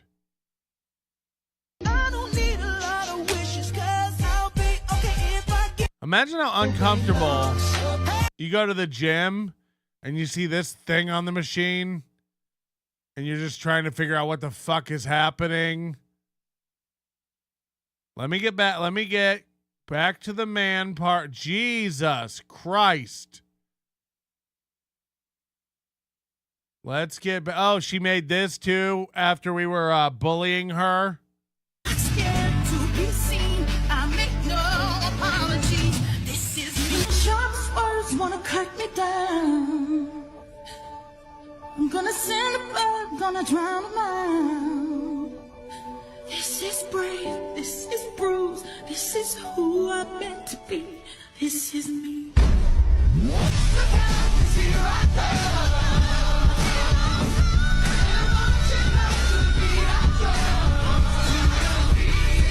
It's painful. So again, she's brave, she's doing it. You're a loser for not supporting her journey and her transition. And it has nothing to do with comedy and the fact that he bombed and bombed and bombed and bombed and bombed and bombed and bombed and failed and failed and bombed and failed everywhere he, she, they, them went until he started putting in chicken cutlet titties and telling the same jokes. I got to get back to when he was a man and show you. Like, it's rough. And by the way, all this is the same material over and over and over again. Boto. Penis jokes. Penis jokes. Boto. A lot of like just dumb singing. Oh God, she makes so much content. So much dumb content. Like, what is this?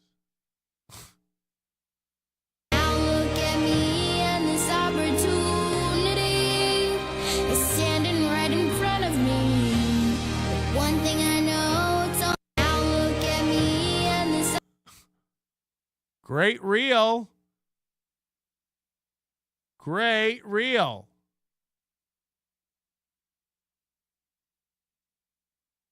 Oh, this is when she used to do videos with David. Hi, I'm David. And I'm Kitty.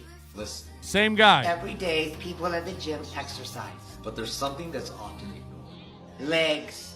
Especially guys. So that's her on the right and her on the left. All you're asking, you choose one day. But with one leg workout a week. This is how it started. She would start dressing up and doing videos with David, and then David disappeared. So with every rep at a time, we can begin to fight this reversible condition. So please, whoever you are, wherever you are, look at your legs. Why? If you look like you could collapse at any minute, You could be a victim of SAL. Skinny ass legs is a serious condition. Exceptions can be made for those with back injuries. And again, it's just funny to hear this guy railing on dudes about skinny legs when it's like, you're 5'3", bro. You're 5'3", and look how ugly this bitch was when she started turning.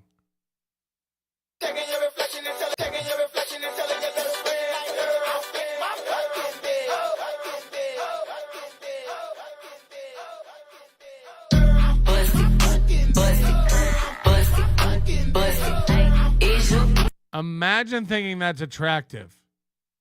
Examine yourself if you think this is attractive as a man.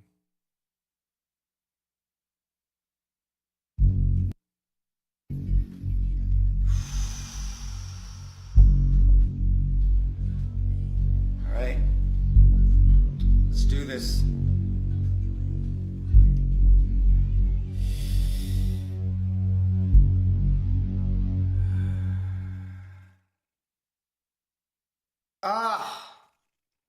You couldn't have made me up first? Now I have to do my makeup by myself? Let's go! Cool vid. Cool vid, man. That was dope.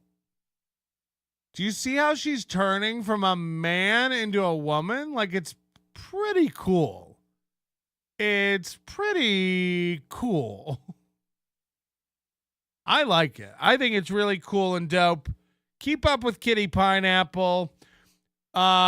Completely removed herself from YouTube. Never does anything on YouTube again since we started pointing out her videos. Only on TikTok now. I don't even think Instagram. Just completely disappeared. It's like Drunk on Cringe. It's like if you were so good and you really had something to say, where'd you go? Where'd you go? Same thing with Ga, you know? If you wanted to see it so bad, why'd you go back to bed? Why'd you leave the chat room, huh? You stupid bitch. Oh, I'm really going to owe Ga something for this. I'm really going to owe Ga something for this. Anyway, it's nuts and it's gross. Hit the like button, hit the subscribe button, get out of town. We're starting a new segment today, by the way, and head over to the store too. I got to promote the store. We haven't promoted that in a couple of days. We have merch and it's here for the winter fall era. You're going to want a hoodie. You're going to want a sweatshirt, long sleeve shirts, long sleeve hooded t-shirts, mugs, Rot Pocket gear. Rot Pockets. And so much more over at nobodylikesonions.com/store. Will you please buy some stuff? Will you please go buy some stuff? We're hurting over here. We're so far from our nut. We're so far from our nut. I can't find the hats. Well, you're dumb. Everything's at nobodylikesonions.com/store. Okay? It's not that hard. Everything's at nobodylikesonions.com/store. There's one page and they're right there. So listen here, Panhandler. Again, you know, I don't know why you have to be one of our dumbest guys that I have to rail on every day. What a piece of shit. Panhandler, if you can't find hats at nobodylikesonions.com/store, you don't get a hat. You don't get a hat. We don't want idiots wearing our stuff. Okay? So get around it, get over it, get under it, get on top of it. We're starting a thing called Training Tuesdays. Get Trained Tuesdays, where we're working on everyone collectively as a whole to get trained up. People loved the Waffle House training video. It's apropos of nothing. It's not tied to any of these dabble dorks or any of that kind of stuff. So it's just good old-fashioned clean fun. And plus you learn and you get trained. And that's why we're starting this today on Tuesday. We don't have a stinger or anything. We'll get some graphics that are like, it's hello, Get Trained Tuesdays. We'll have some stuff flying around. We got to work on it, some graphics and segments and stuff. Until then, hit the like button because we can barely afford to keep the waffles on around here.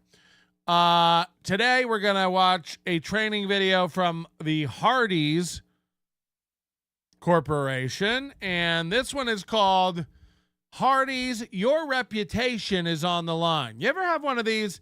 It's almost like Steel Toe when he does the goal. By the way, how's Steel Toe doing on the goal? They're going to hit the goal today? How many more dollars does Steel Toe need to hit the goal? And are we going to have to go over there today and watch a goal being met or no? So if somebody could let me know on that. I'll just go over here and check for myself. Let it catch up. It is running live. Let's see. Let's see what they're talking about. I wonder if it's anything good. Go in the ditch if you get in an accident. There's nobody quicker, especially as that Minnesota winter comes to call. Nobody's going to be able to get you out of the snow better and faster than All Care Towing. The drivers are great. The management is awesome. They're all wonderful people at All Care Towing. You're going to have the best experience in a terrible situation that you've ever had. No. That's All Care Towing, 320-253-5203 for All Care Towing of St. Cloud. Stoney's Bar in downtown Rockville. Of course, go to Cheeto's establishment, Stoney's in Rockville, and go there for live music every Saturday night. Go there for the college football games, baseball playoffs, basketball's coming up, and of course, football on Sunday, Monday, and Thursday. It's all there at Stoney's Bar in downtown Rockville, and a fun party every time you go. Go hang out with your friends, have a few pizzas, have a few of their world-famous Bloody Marys, cocktails, beers, whatever. That's Stoney's Bar in downtown Rockville, Minnesota. Stoney's Bar, go see them today. Midland Armory in downtown Foley. Firearms, tactical gear, ammo, accessories, anything you're looking for firearm-related is at Midland Armory in downtown Foley, or available online to any of you at midlandarmory.com. That's midlandarmory.com for Midland Armory in downtown Foley. Use the promo code SteelToe and get a huge discount by using this show as a reference. And finally, crescentmountcoffee.myshopify.com if you want to get your Steel Toe coffee or April's Magic Bean coffee. These fucking little podcasters that come up with these consumables that you have to buy. I'm sorry. Everything from Ray DeVito's hot sauce, Chad Zumach's hot sauce, Steel Toe coffee. These guys are making, I'm not kidding, $20. I am not kidding you, and I know people have no idea about how this stuff works. You just assume everybody's raking it in. I'm not kidding you, and I would be willing to bet money on this. Steel Toe has not made $200 from their coffee. I'm willing to bet money on it. Steel Toe has not made $200 from their own branded coffee. Ready for this? I'll bet Chad Zumach hasn't made $100 ever from his hot sauce. This includes when he had it years ago.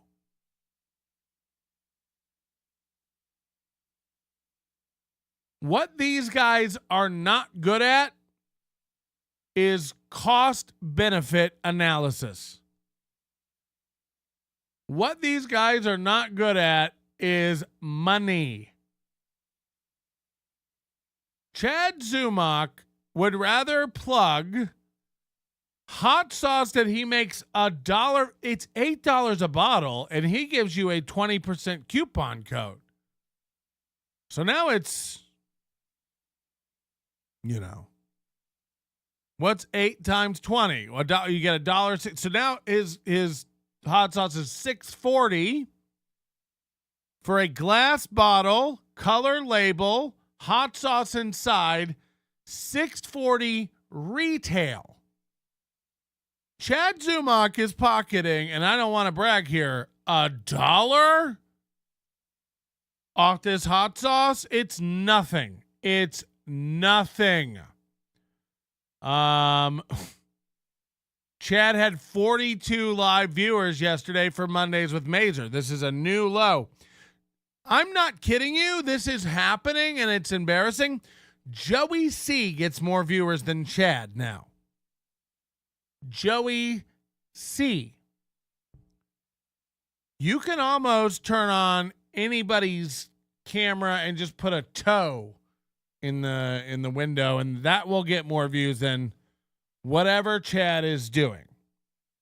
So, just so you know, these guys are idiots. Now, somebody's going, that hot sauce is fantastic. How could it not be? It's hot sauce.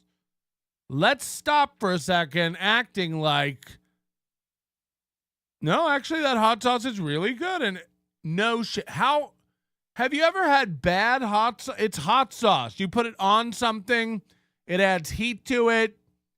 You don't really, that's kind of, it's hard to fuck up hot sauce. If you have a bad hot sauce, you've made a horrible error. I've made a huge mistake.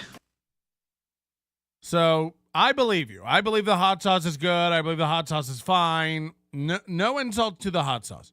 Of course the hot sauce is fine. It's hot sauce. You crush up peppers in some sort of a substrate and put it in a bottle. No shit. The hot sauce is great. Chad hasn't tried it yet. Chad had no hand in this at all. So we really got to knock it off, this thing we do where we're like, Chad actually makes pretty good hot sauce. Chad doesn't make shit. Chad makes boom boom in his pants. That's what Chad makes. He goes live. Chad did 2 podcasts yesterday. I'm not kidding you. 1 hour and 38 minutes total of podcasting. So, Chad, even when I pretend to storm off, I've already done longer than that. Let's grow up, everybody. Can we unblock Gah and get our thumbs out of our asses? Why do you got to be so petty blocking Gah all the time, huh? All right. Hold on. What is this? Is it millions of dollars? Lucky bastard. Lucky devil. Looked at the emergency powers. And emergency powers, you know, the courts have said you don't throw out the Constitution during emergencies. So he really can't figure out what he is, right? Like, it's a political show. It's a relationship show. It's a morning show. It's a steel boot. So Corn says boom boom equals shit. Yes. Yes. Chad makes a boom boom in his big boy pants. Ladies and gentlemen, have you heard about Hardies? Just like I was saying, they want you to know that this Hardies training video puts your reputation on the line. Just like Steel Toe wants you to do the goal for them. Come on, we got to knock out this goal. We got to get it done. We can take... Are we gonna do it? Are we gonna do it? Okay.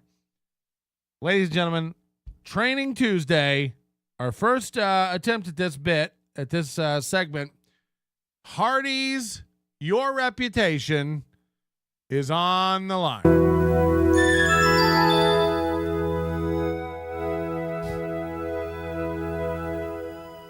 Fuck yes.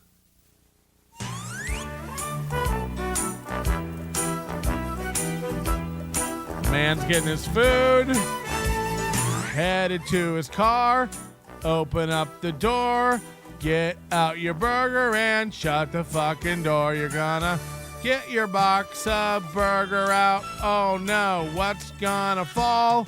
It's a tomato and now it's on your lap.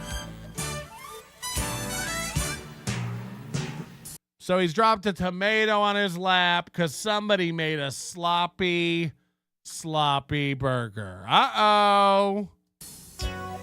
Let's see what corporate has to say about this. Is that the way we want our customers to remember their visit to Hardees? Is that the way we want our customers to remember their visit to Hardees? So we've got a dead-eyed bitch here. Do you guys remember April Brooker? This is what she looks like in the eyes. Just dead as fuck. A lifer. This happened because somebody got careless in bagging his order and didn't follow procedure. Hi, I'm... Somebody put a tomato on top of his bun. Are y'all crazy? That's not how we make burgers here at Hardies. And I take pride in my work as a frontline cashier. I don't want my customers to have problems because I didn't do my job right. This is the problem. Find me a 24-year-old girl who gives a fuck about this job. You know, today, imagine a cashier having this much care and pride in a job of this caliber. I take my job seriously as a frontline cashier at the Hardies Corporation. The last thing I'd want is somebody to get their lunch all over their lap because I was careless. Cut to today. It's like Tanisha running the register at the front. Fuck y'all burger, nigga. Fuck y'all burger. So this is days of yore. You know what I mean? Like nobody's putting this much care and concern into their job. Like I would just hate for someone to get their burger and for it to not be the tastiest burger they ever had. That would just embarrass the hell out of me as a frontline worker here at the Hardies Corporation.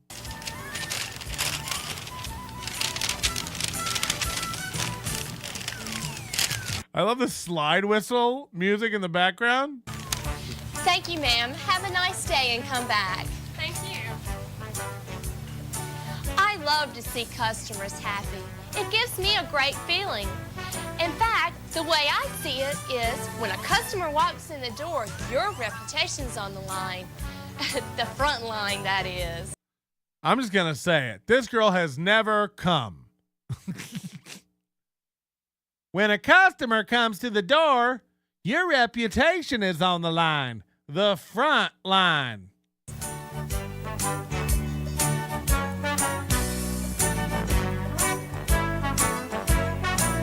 Wait for the slide whistle. Whoop. Treating customers right means more than just a smile. It means doing everything right, even little things. Like spitting on their penis before you jerk them to completion. The lubrication is our magic secret sauce over here at Hardies. For instance, the way I greet customers, the condition of the dining room, even the way sandwiches are placed in a bag are all important. So let's take a look at working the front line in the way that will win customers. When a customer approaches, I spring into action. And I've learned that a smile usually makes even grouchy customers easier to work with. Yeah, could I get a burger, you stupid bitch? I'm sorry, sir, we're out of burgers. Oh, you're being so nice, it's changed my day. And remember, don't always use the same greeting. On our front line, we greet customers in many ways. Hi, welcome to Hardies. May I help you? Whoa! You guys have coloreds here now? Please. That looks like Starlene, this chick. Oh, no. That really does look like Star. Remember, don't always use the same greeting. On our front line, we greet customers in many ways. Hi, welcome to Hardies. May I help you, please? I'd like a white to touch my food, please. Hi, what can I get for you today, Mr. Smith? Your usual? How can I take your usual? Hardies thinks they have regulars. Hi, Mr. Smith. What can I get you? Your usual? Wait, is Hardies the one with the square burgers? No, that's Wendy's. Order, please. Hardies is like one of the most confusing restaurants ever, right? They try to do everything. Don't they have like biscuits and fried chicken and hamburgers and milk? Don't they have like some of everything? If we know a customer's name, we use it. But the main thing is to be yourself and relax. Don't say the same thing over and over again, like a broken record. Hi, welcome to Hardies. Welcome to Hardies. Welcome to Hardies. Welcome to Hardies. Hi, Mr. Smith. You're like, I'm a lady. Hi, Mr. Smith. Welcome to Hardies. My name's Evelyn. Hi, Mr. Smith. Hi, welcome to Hardies. Hi, welcome to Hardies. Hi, welcome to Hardies. Hi, welcome to Hardies. Somebody's got Movie Maker.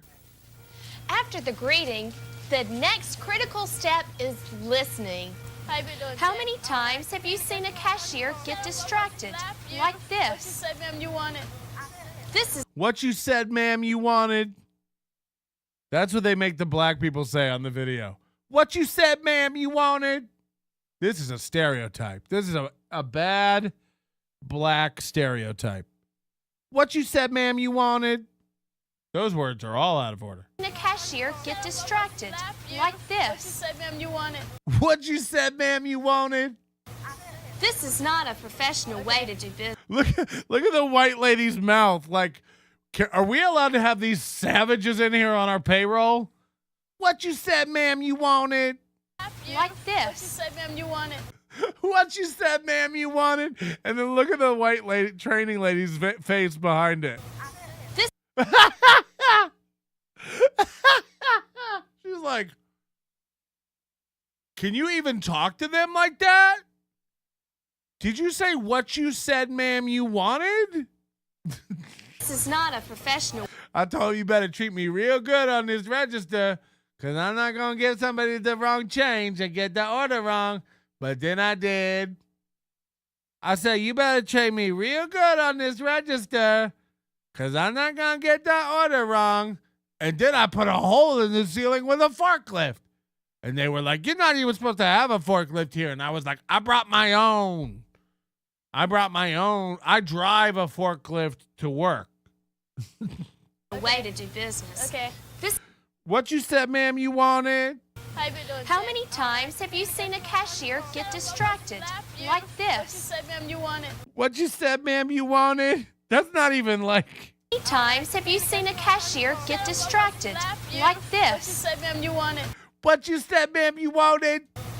This is not a professional way to do business. Okay. This kind of behavior gives us a bad reputation. And we want a reputation of being We make all our cashiers wear white face. friendly, attentive, and fast in filling the order. Remember, we're shooting for a speed record of 60 seconds or less. Imagine that today. All these places have menus that are so big. Imagine getting your food in 60 seconds at a fast food place. Like, it's unheard of. One key element in speedy service is filling orders in the right sequence. Oh no, how many grape jelly packets am I going to have to memorize? That means you get the drink first, then the sandwich, the desserts third, and last of all, the fries. We'd like to have a seafoam green styrofoam for all of our sandwiches. See, I told you we were fast here. When we don't follow a sequence, we tend to get lost. Watch this cashier. What you said, ma'am, you wanted? That'll be $2.49, sir. What is this? What is this sound effect? Dude. Cashier. That'll be $2.49, sir.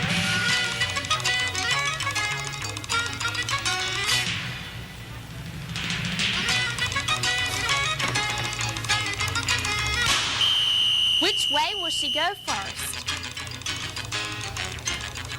Okay, finally going for the fries, huh?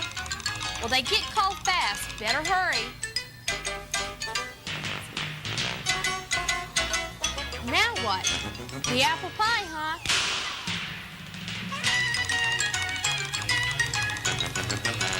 I don't know why they need this music. This is just insulting to women. Now, back to look at the list again. Sure would help if she had remembered the order. Finally, the sandwich. She forgot the drink. And the drink. How much time? 75 seconds. You stupid bitch. You're fired. Give me your dad's number. Here's your order, sir. Thank you. Thank you. Now watch the difference when we remember the order and follow the right sequence. Let's get a white in here to show you how it's done. Here's your change. First, I get the drink.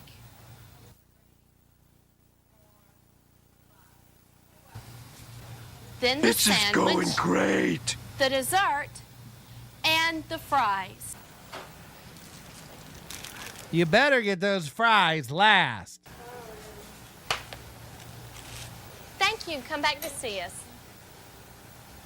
Yeah, she has the same dead eyes as April Brooker.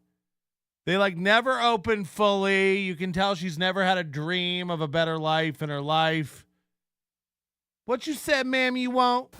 Time, 26 seconds. So Yeah, but you paused the other. remember this sequence and follow it.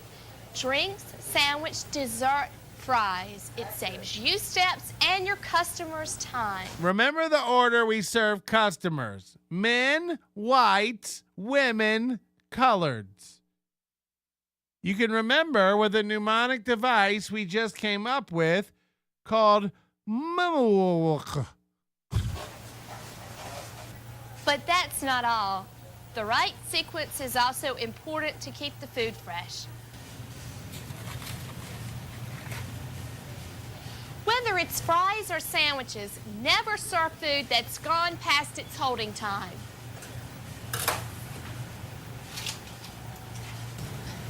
Ma'am, we're in the process of cooking some fresh bacon cheeseburgers. If you'll have a seat, I'll bring them right out to you. We have one, but it was made 6 minutes ago. You don't want that. Don't forget about me. No, ma'am. Don't forget about me, she said. Women are dumb, right, guys? Ma'am, I won't forget. I'll bring them right out. Are y'all gonna forget? Y'all are gonna forget. If a customer has to wait for something to cook, I let them know right away, and I keep an eye on it so I can take it right out when it's ready. If you explain... What if you're in the middle of getting fries for another customer, and that's gonna delay your 26-second order fixing time? Now you got to decide, fix a drink for this order or bring a burger out to that lady. It's confusing. It's confusing. If you get lost, just ask a man what to do. There are no men working at this restaurant. Have you noticed? No men are running this place. You know, how's the beef getting cooked? Who's doing the fries? Where are the men? To customers, they usually don't get upset. Hi, can I help you? Yes, ma'am. I'd like a big... Whenever an order is to go, we follow the same sequence for filling the order.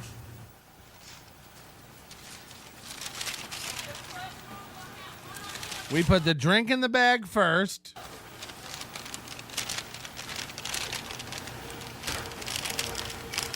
Remember to lay boxed sandwiches flat. That way a customer won't be attacked by a blob of mayonnaise when he opens the box. Remember to lay boxed sandwiches flat. That way they don't get attacked by a blob of mayonnaise when they open their sandwich. Flat. That way a customer won't be attacked by a blob of mayonnaise when he opens the box. I'm a blob of mayonnaise. Remember to lay sandwiches flat so blobs of mayonnaise don't attack our customers. If a child comes up, throw a cookie in the other direction. That'll usually get them to run off.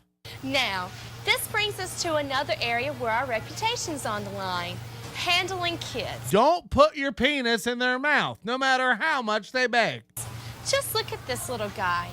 His big chance to place his first order, and nobody's paying him any attention. He's got sticky hands. He's touching everything. Piss running down his pants. Hi, can I help you? No, you stupid bitch. We need to treat kids like adults. They don't have money. No, you don't. We need to treat kids like adults. Like in what world? Smile. Take their order and be Ignore them, pretend to put it in the computer, and hope they'll forget. as helpful as possible. Their parents are often at the table watching, and you want to make a good impression on them too. Here you go. And I put your change in the bag. That's gross. I don't want money touching my fries, you stupid bitch. Do it again. I would have my kid say that to her. I'd have like an earpiece. You've been pranked. It's a good idea to put a child's change in a small bag and write the word change on it. What the fuck? Does this count towards my time? Now I have to write on bags like I'm, you know. Why don't I draw a hand turkey on the placemat just to make them laugh? Parents really appreciate it, and it helps keep nickels and pennies from rolling around. So now you want me to waste paper.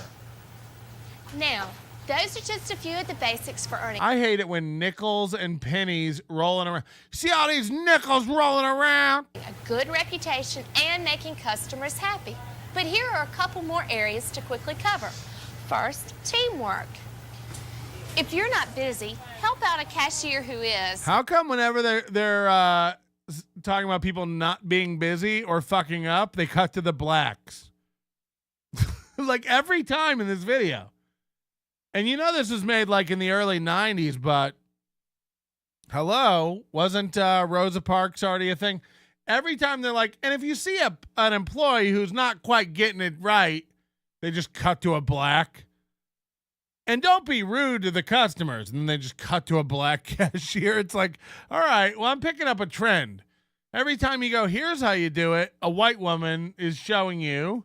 And then every time they're like, and if you see somebody lazy, not doing their job, it's like, okay. You can draw drinks or help assemble the food order. If you see somebody stealing, they just cut to the black woman shoving cheeseburgers down her pantaloons. They did. Arby's used to, or Hardies and stuff used to look like this. It's like flowers in a vase on the table, plant life everywhere.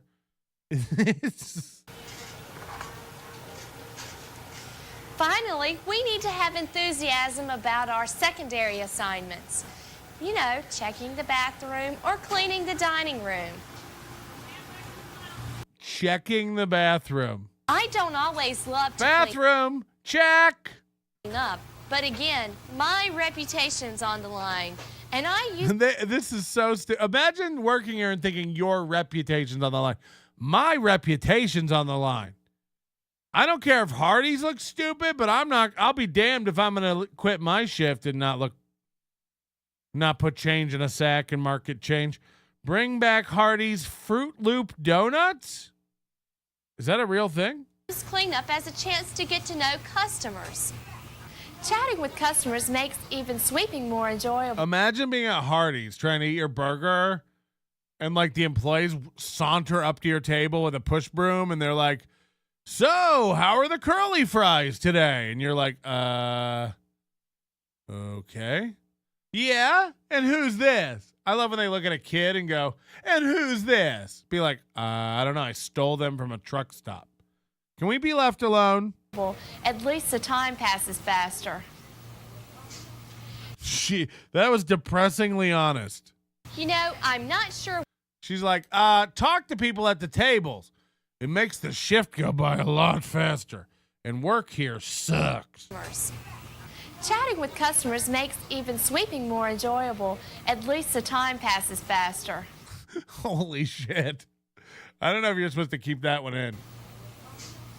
You know, I'm not sure what kind of work I may be doing after college, but I do know... Hey, could you guys in the back shut the fuck up? We're filming a training video. I've learned a lot here. Making customers happy, selling, even how to keep a place tidy. Hi, Hope. Hi. And I love it when customers remember my name. Hi, Hope. Hi, Hope. Hi, Hope. To Hardees we go. I'll grab some rope. You'll grab some rope. We'll kill ourselves. Hi, Hope. Hi, Hope. How you were saying, does you want a square or hearty round burger cracker? I got this deaf ass bitch trainee Heather on prison work release, and I can't understand her deaf ass. Stab you. It was that was easy. You're saying her nipples are hard. Her nipples are hard? Like I said, when a customer steps up to the front line, my reputation's on the line. Well, I think we've all learned something today on Trainable Tuesdays, right here on Nobody Likes Onions, huh? That's what we've been looking for over on this program. Just practical, day-to-day advice, for the average man. for the average person. A lot of these shows out here, clips, fine. Thoughts, fine. Stories, firsthand accounts, call-ins, reading emails, good times, fun times. Don't you want practical advice you can take to the workplace and count on and really, really bank on? Let me see here. Oh, wow. The roast of Kitty Pineapple. I just got this from Michael. Just thought you may have a few Spies comics going to this event. Almost a guaranteed shit show. The roast of Kitty Pineapple, Wednesday, November 8th, celebrating 40 years. I assume that's the venue, not the... So again, this is another thing all these comics do. We had this with Daisy Caitlin Daisy B. These open micers show up on the scene, do comedy for a year and a half, and then they have roasts thrown for them. Oh, the roast of Kitty Pineapple. Yeah. And then it'll be like, because she's a loser who's never done anything in her career of note. Again, this is a guy who couldn't get gigs. This is a loser dude, open micer, who couldn't get gigs, who is now strapped on a dress and fake tits and is getting booked on woke trans shows and Filipino nonsense hours, who wants you to come roast her. And then they'll get, because they're losers and only have loser friends who do open mics, everyone at the event will be an open mic garbage fire. So it'll be shit. There was the roast of Caitlin Daisy B, which was fucking awful. Patrick, I'll send you those Wendy's training clips again. Don't bother. We covered all that in 2006. So everybody's seen grill skills, okay? We're going more obscure. We're going a little more nuanced here with our training videos. We won't be doing the expected, and we're finding some nice niche content. I've got the next few planned out. Don't worry about it. But I do not need you to do grill skills. And just a heads up for people who want to send stuff in. You know, I don't want to discourage people from emailing. Please email. Guy emailed me earlier, and that was great. That was my best email of the day. I also got another email over here yesterday from Jay. Very nice email. Says, I got sucked into the Dabbleverse as a lurker. My introduction to your show was I opened up your live stream ripping apart Addicted to Profits, which we also have more info coming on soon. I've been hooked since. It's my main source of entertainment. I'm from NYC. I lived 20 minutes from the Creek in the Cave back in 07 through 13. My wife used to date a comic and hung out there too. I wonder if we've ever crossed paths. Anyway, very nice email, very good email. And I don't want to just be negative and tell people they can't email me and stuff. I wish it didn't have to be this way, where I ever have to yell at people for interactions. But it is a fascinating spectrum of people who don't understand how to communicate. You have, like, in one case, like, somebody will DM me 4 places, a link to something, and email me and put it in the NLO Discord under suggested clips. You're insane. You don't have to do any one of those. Is actually the best.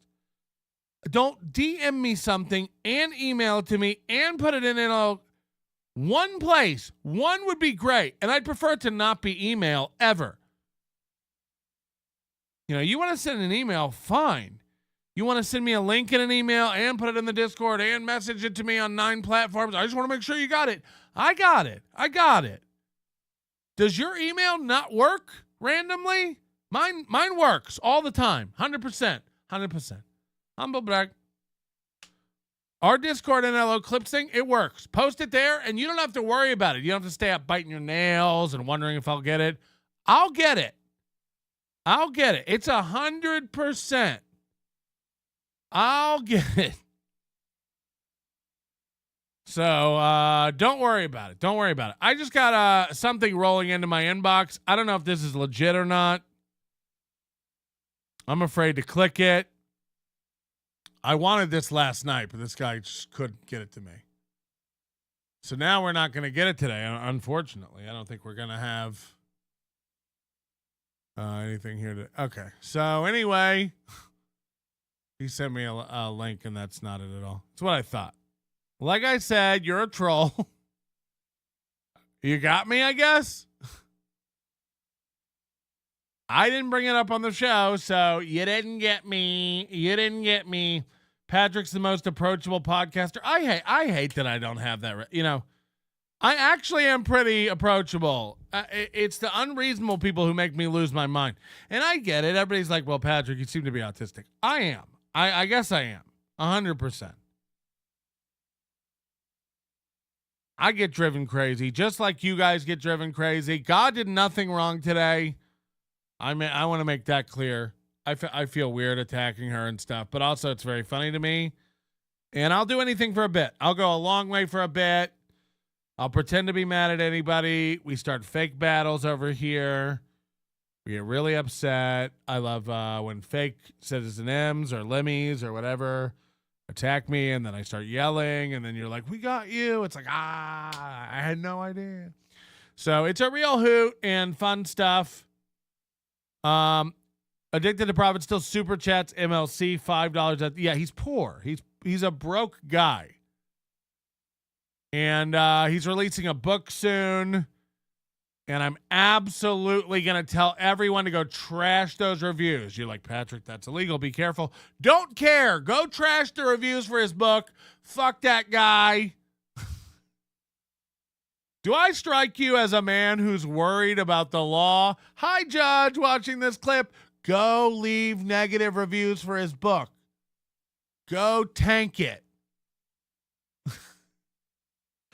I'm going to get arrested one day, and I'm going to really get put in my place. Hello, you're live on the Onion Town. Hello, fa la la. Casey Armstrong. Feeling gay. All right. I'm sorry, but I'm going to pull a Flat Cat Jessica here because I'm going to ask you a question that might be obvious. But how do I find this comedy shaman guy? I look him up on YouTube, and I find 2 videos from you, and that's it.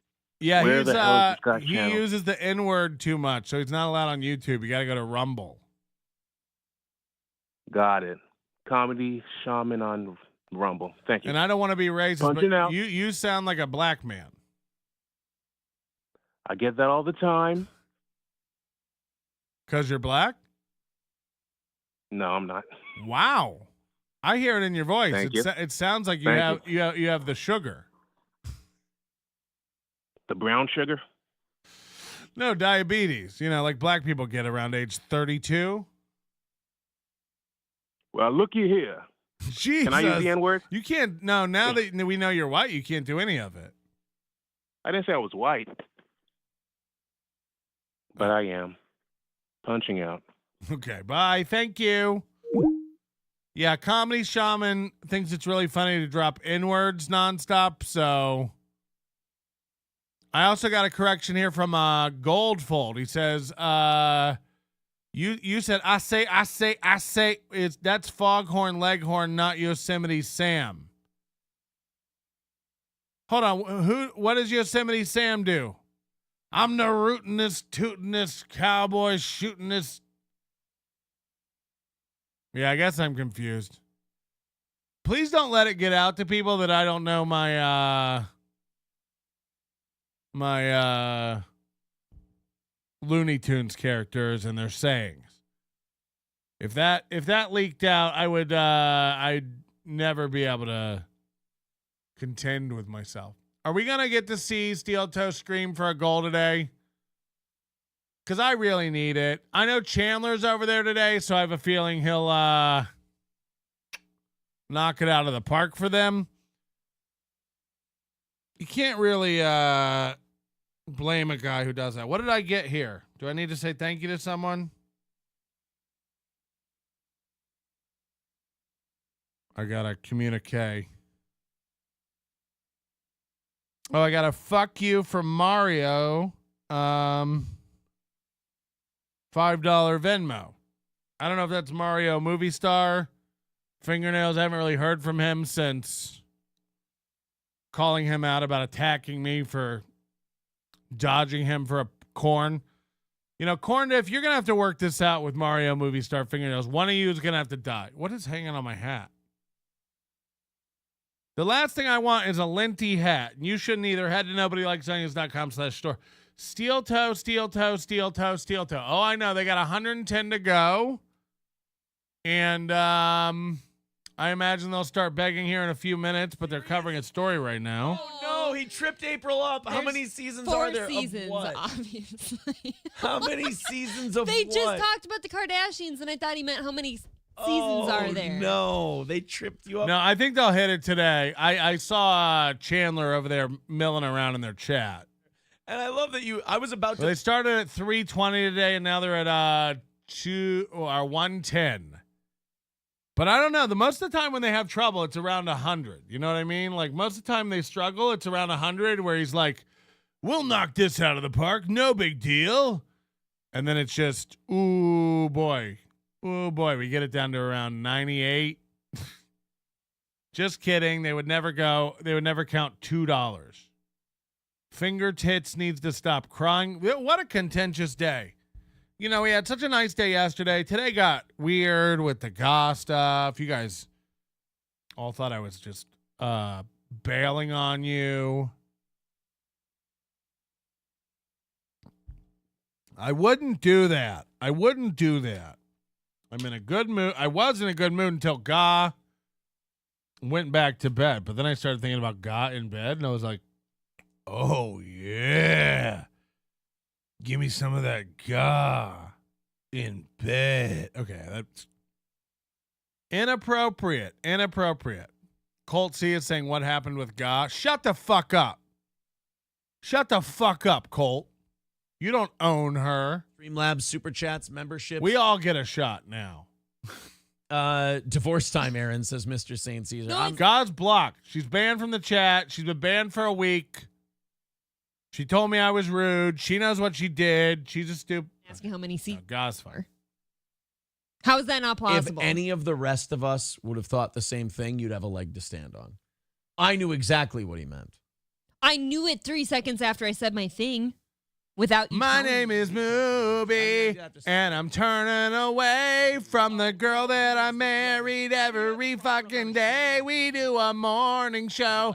I can't look her in the eyes because this woman I fucking despise. She has ruined my show, and I can't make any bucks. Can you believe I'm in Minnesota? How's this luck? I got this dumb girl. She came straight from the woods, and now we live in a fucking suburban hood because I have too many kids from my old ass wife. And this new girl, I tried to make a new life. She drives him straight to school. She picks him up in her car. Our show's gone downhill. It'll never get far. I have 6 t-shirts. I can't stop wearing them out. Have you seen my girl? I never eat her out. I sleep Jack in the bed. I wake up every night. I get high on Celsius drinks and get drunk at night. April is here and we gotta hit the goal. I gotta tell jokes. I hope you'll laugh and you'll roll, but you won't. My friend Gino is coming in town. He's got big muscles and we like to roll around while the girls do a show and make no money. They don't know how the radio works. It's cute, isn't it, honey? Keanu Thompson and my girl April, they're the worst. I'm ready for round 2. What's happening? Say that because they're all dumb. Hold on, they're down to 60 now. They just got $50. That bear's going to find you. Where'd that 50 come from? Did I miss something? And shit. Did you see the shark attack video I sent you or whatever on TMZ last night? No, I did not see a shark attack. There was video. a nurse that was snorkeling and she was attacked by a nurse shark. Ah, it's perfect. Get it? It's so fucking funny, April. Holy shit, send that again. So I sent it to your Instagram. Fuck. Shark. Yeah, you got to send it to Instagram and the Discord and email it and put it on Reddit. Call. All right, well then we'll just do this. Nurse shark. TMZ. There you go. Yeah. That's from April 14th. Well, they just posted it yesterday. What the? First of all, that's a recent story for you guys. You guys covered an Oprah episode from the 90s, remember? Like it was fresh. You don't like my kind. Why would they do that? What? Remember earlier this year when they covered the Joe Rogan 2019 Spotify deal and talked about what a big deal it was? It's like, that was summer 19. She was hot. She had a nice booty on her. Mayor Larry Vaughn says unconfirmed attack, April, could be a boating accident. Yeah, I mean, come on, April. Amity relies on the summer dollars. And you're trying to scare people into a shark thing here. April's vagina is black like a doll's eyes. Mrs. C says I won't get the sickle cell from Uncle Patty when he rearranges my hind guts. Hind guts. I've never heard the word hind guts before, and I'm actually disgusted. Besides, my OnlyFans comes first. Yeah, I was going to say we're starting with his. I have to take, it's my company. I have to take responsibility. Steel Toe is my creation. I'm the one who has to take the bullet first. I do think no matter how fun the OnlyFans could be, that I could have a lawsuit on my hands if my boss forced me to create an OnlyFans to keep our business afloat. Absolutely. All right. Holy, like, why does this even come up in conversation if it's not like, they definitely did, like, I don't think she's going to start an OnlyFans. I'm with Citizen M on that. I don't think she's going to start an OnlyFans, but it is funny that they are talking about it outside the universe. You know what I mean? Play on this music. Don't worry about it. We got I think they won't now. We got about 6.5 minutes. You've taunted them enough. The links are in the chat. Streamlabs, PayPal, Venmo, Super Chats, Rumble Rants. Yeah, by the way, we've come nowhere near our goal today while we're talking about it. So if you guys could gift the memberships, Rumble Rant, Stream Elements, Wish Time, Gilded Gills, Chip Coin, Fast Fund. Music. Oh no, here they go. Offering plate. They really don't like this. Nobody likes it. It's cringe. They're gonna, I mean, $60 if you can't do this. It makes them upset. I don't think I do it as much. If it He's such a liar. He's like, the only reason I do this is because it makes the haters upset. It's like, when we found you, you were doing this. When we found you, you were doing it with a racist blackface puppet and way worse music. There you go. $5 from Marble Arms to kick things off today. $60 goal, hardly anything. 8-Bit Mania. Stallion Man says, come on, guys, donate instead of going to therapy. I mean, look, I do believe therapy would be wasted on most of you. I am a real You know who I'm talking about. Citizen Ed says, send that money. Let me get a quarter, at least a Newport. Rainbow coin. Yeah. All right, guys, fire in there. Let's all follow Marble Arms. And guys, let's all follow Marble Arms. Another stunning success for Steel Toe. And another. Hey, he didn't take that $5 off from Marble Arms. He didn't even take it off. Crippling defeat. Whoa, $10 from Panhandler. We're ahead of them. Panhandler just made us make 5 more than them. Just homosexual. Oh, now it's a race. Matters. Oh, boy. Maybe. And they made 10. Now we've made 10. We're tied. Citizen N is a callback to last night's show. Donate to April's Clean Vag Fund. Got to get that. Seriously, the summer of hats link is gone. Yeah, it's almost like it's winter. Those. Not on my time. Red Fox Mad with $4.99. You think you're getting me, quick, Panhandler? Something pay the goal for the next 4 months so Aaron and April can get mullet haircuts. I did say that. Stupid I idiot. did say if someone covered the goal for 4 months. Oh, no, they're ahead of us now by 5. We're never having sex again then. You wouldn't. Great, Can you imagine Great Duckling with $10 says, how much did I donate last night? Gotta stop drinking. I can't. Oh, and they just got a 2, and that counts as nothing. I can't.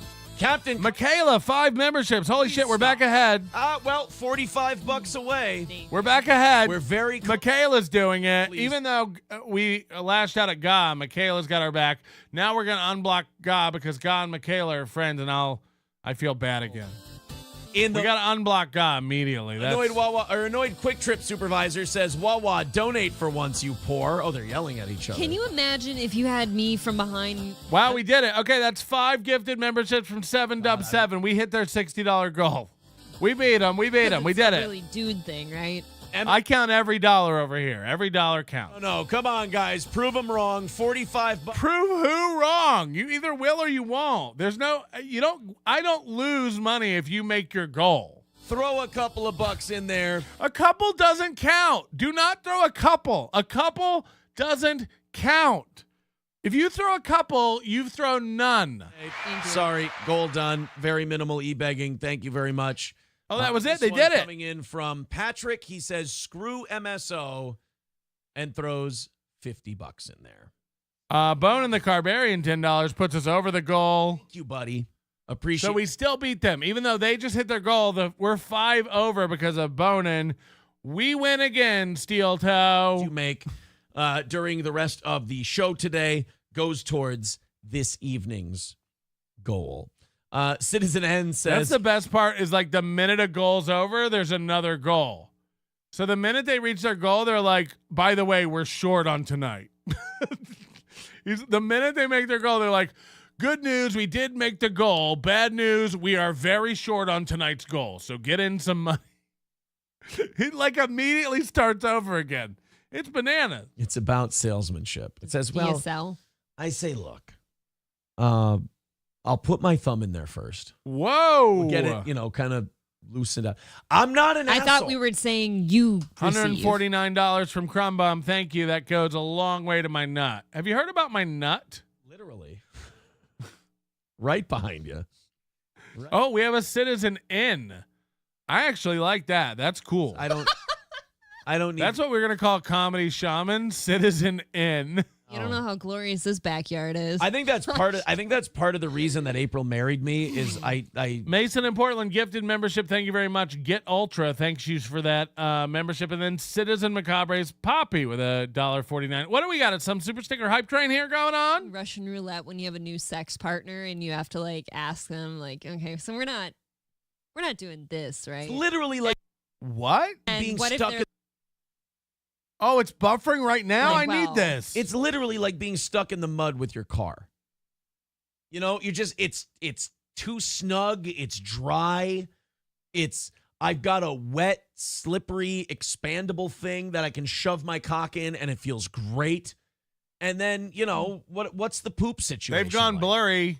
I don't know. You got to prep for that. Yeah. It's not me. Who knows what the They've poop gone situation blurry. You need to is. eat gummy bears, nothing but gummy bears for 24 hours, and absolutely take an enema. No, thank you. Before the sex. I don't need that much prep time. Just show me your pussy. That's all. Hobo chili recipe with $5 says, I would rather see Gino, Aaron, and tender-hearted Kumia in a threesome playing Tummy Sticks Jamboree before I want to see an April's OnlyFans. What the fuck? There you go. Can I be done for the day? That's Hobo chili recipes. That one's going to send No, you guys hit the goal. You got to do 30 more minutes. Mason in Portland, thank you. The Mighty Mighty Butt Plugs never had to blow a dude. Oh, it's the Mighty Mighty Butt Plugs. I never had to. Sorry.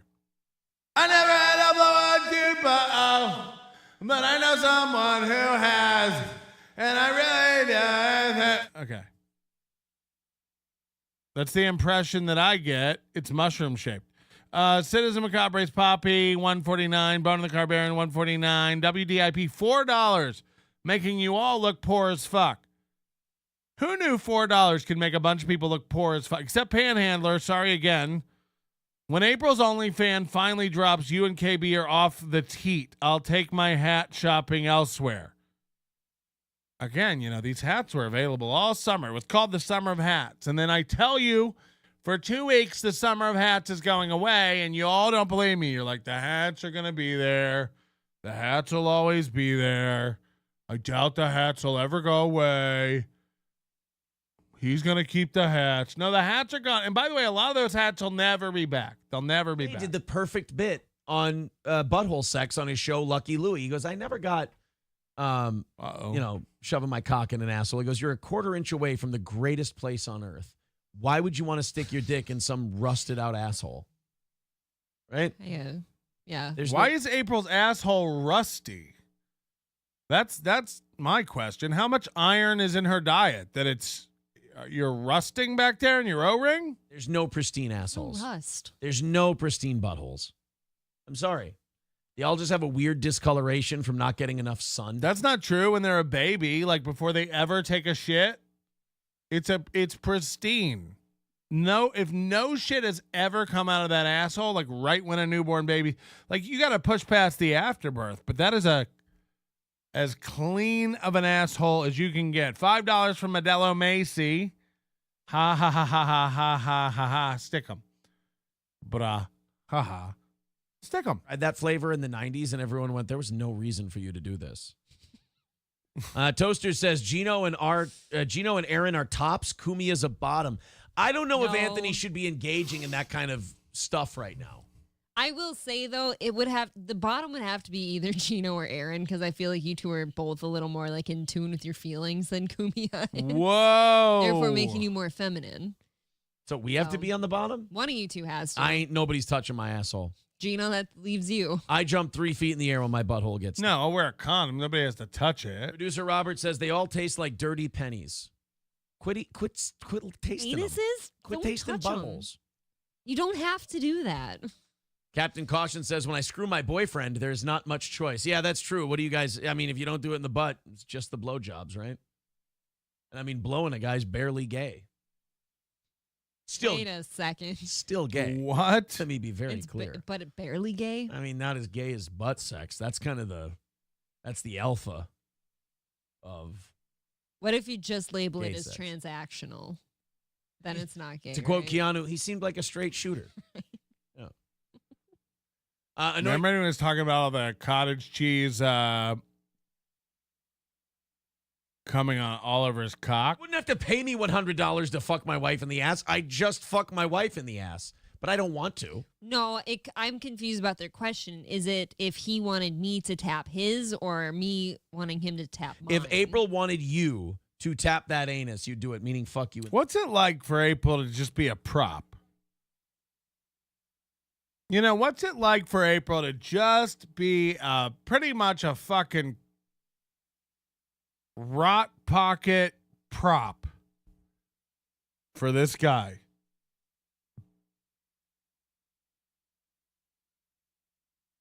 Where do we go from here? How do we sort this out?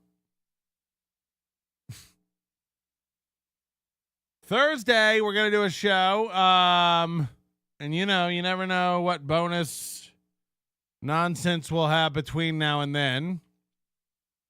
I possibly have some good surprises for Thursday. I'm not sure yet. I'm working on some things. But you'll be the first to know, right? Because you guys always are. Hello, real quick. Yo, Citizen N calling back in again, bro. Speaking of props, I got to give you your props. You beat those boys to the goal. We're in overtime. You owe us 30 more minutes. It's not out, my boy. That's not how this program works. I don't owe you anything. Matter of fact, the meaner I am, the more money people give me. Also, you know, I suck. So usually when I leave early, people give me money like, thank God he's gone. Thank God he's gone. So I'll be looking for your cash and prizes. Also, P.O. Box, just a quick plug on that. You're going to want to send in stuff 4948 Mountain Vista Street. P.O. Box 13932, Las Vegas, Nevada 89121. Send in your stuff. We'd love to have it. We love the P.O. Box segment. We love your art projects. We love your garbage. NLO 4948 Mountain Vista Street, 13932 is the P.O. Box. Las Vegas, Nevada, 89121. I don't want to hear anything else about it. Okay, we'll see you on Thursday. I'm done with you people.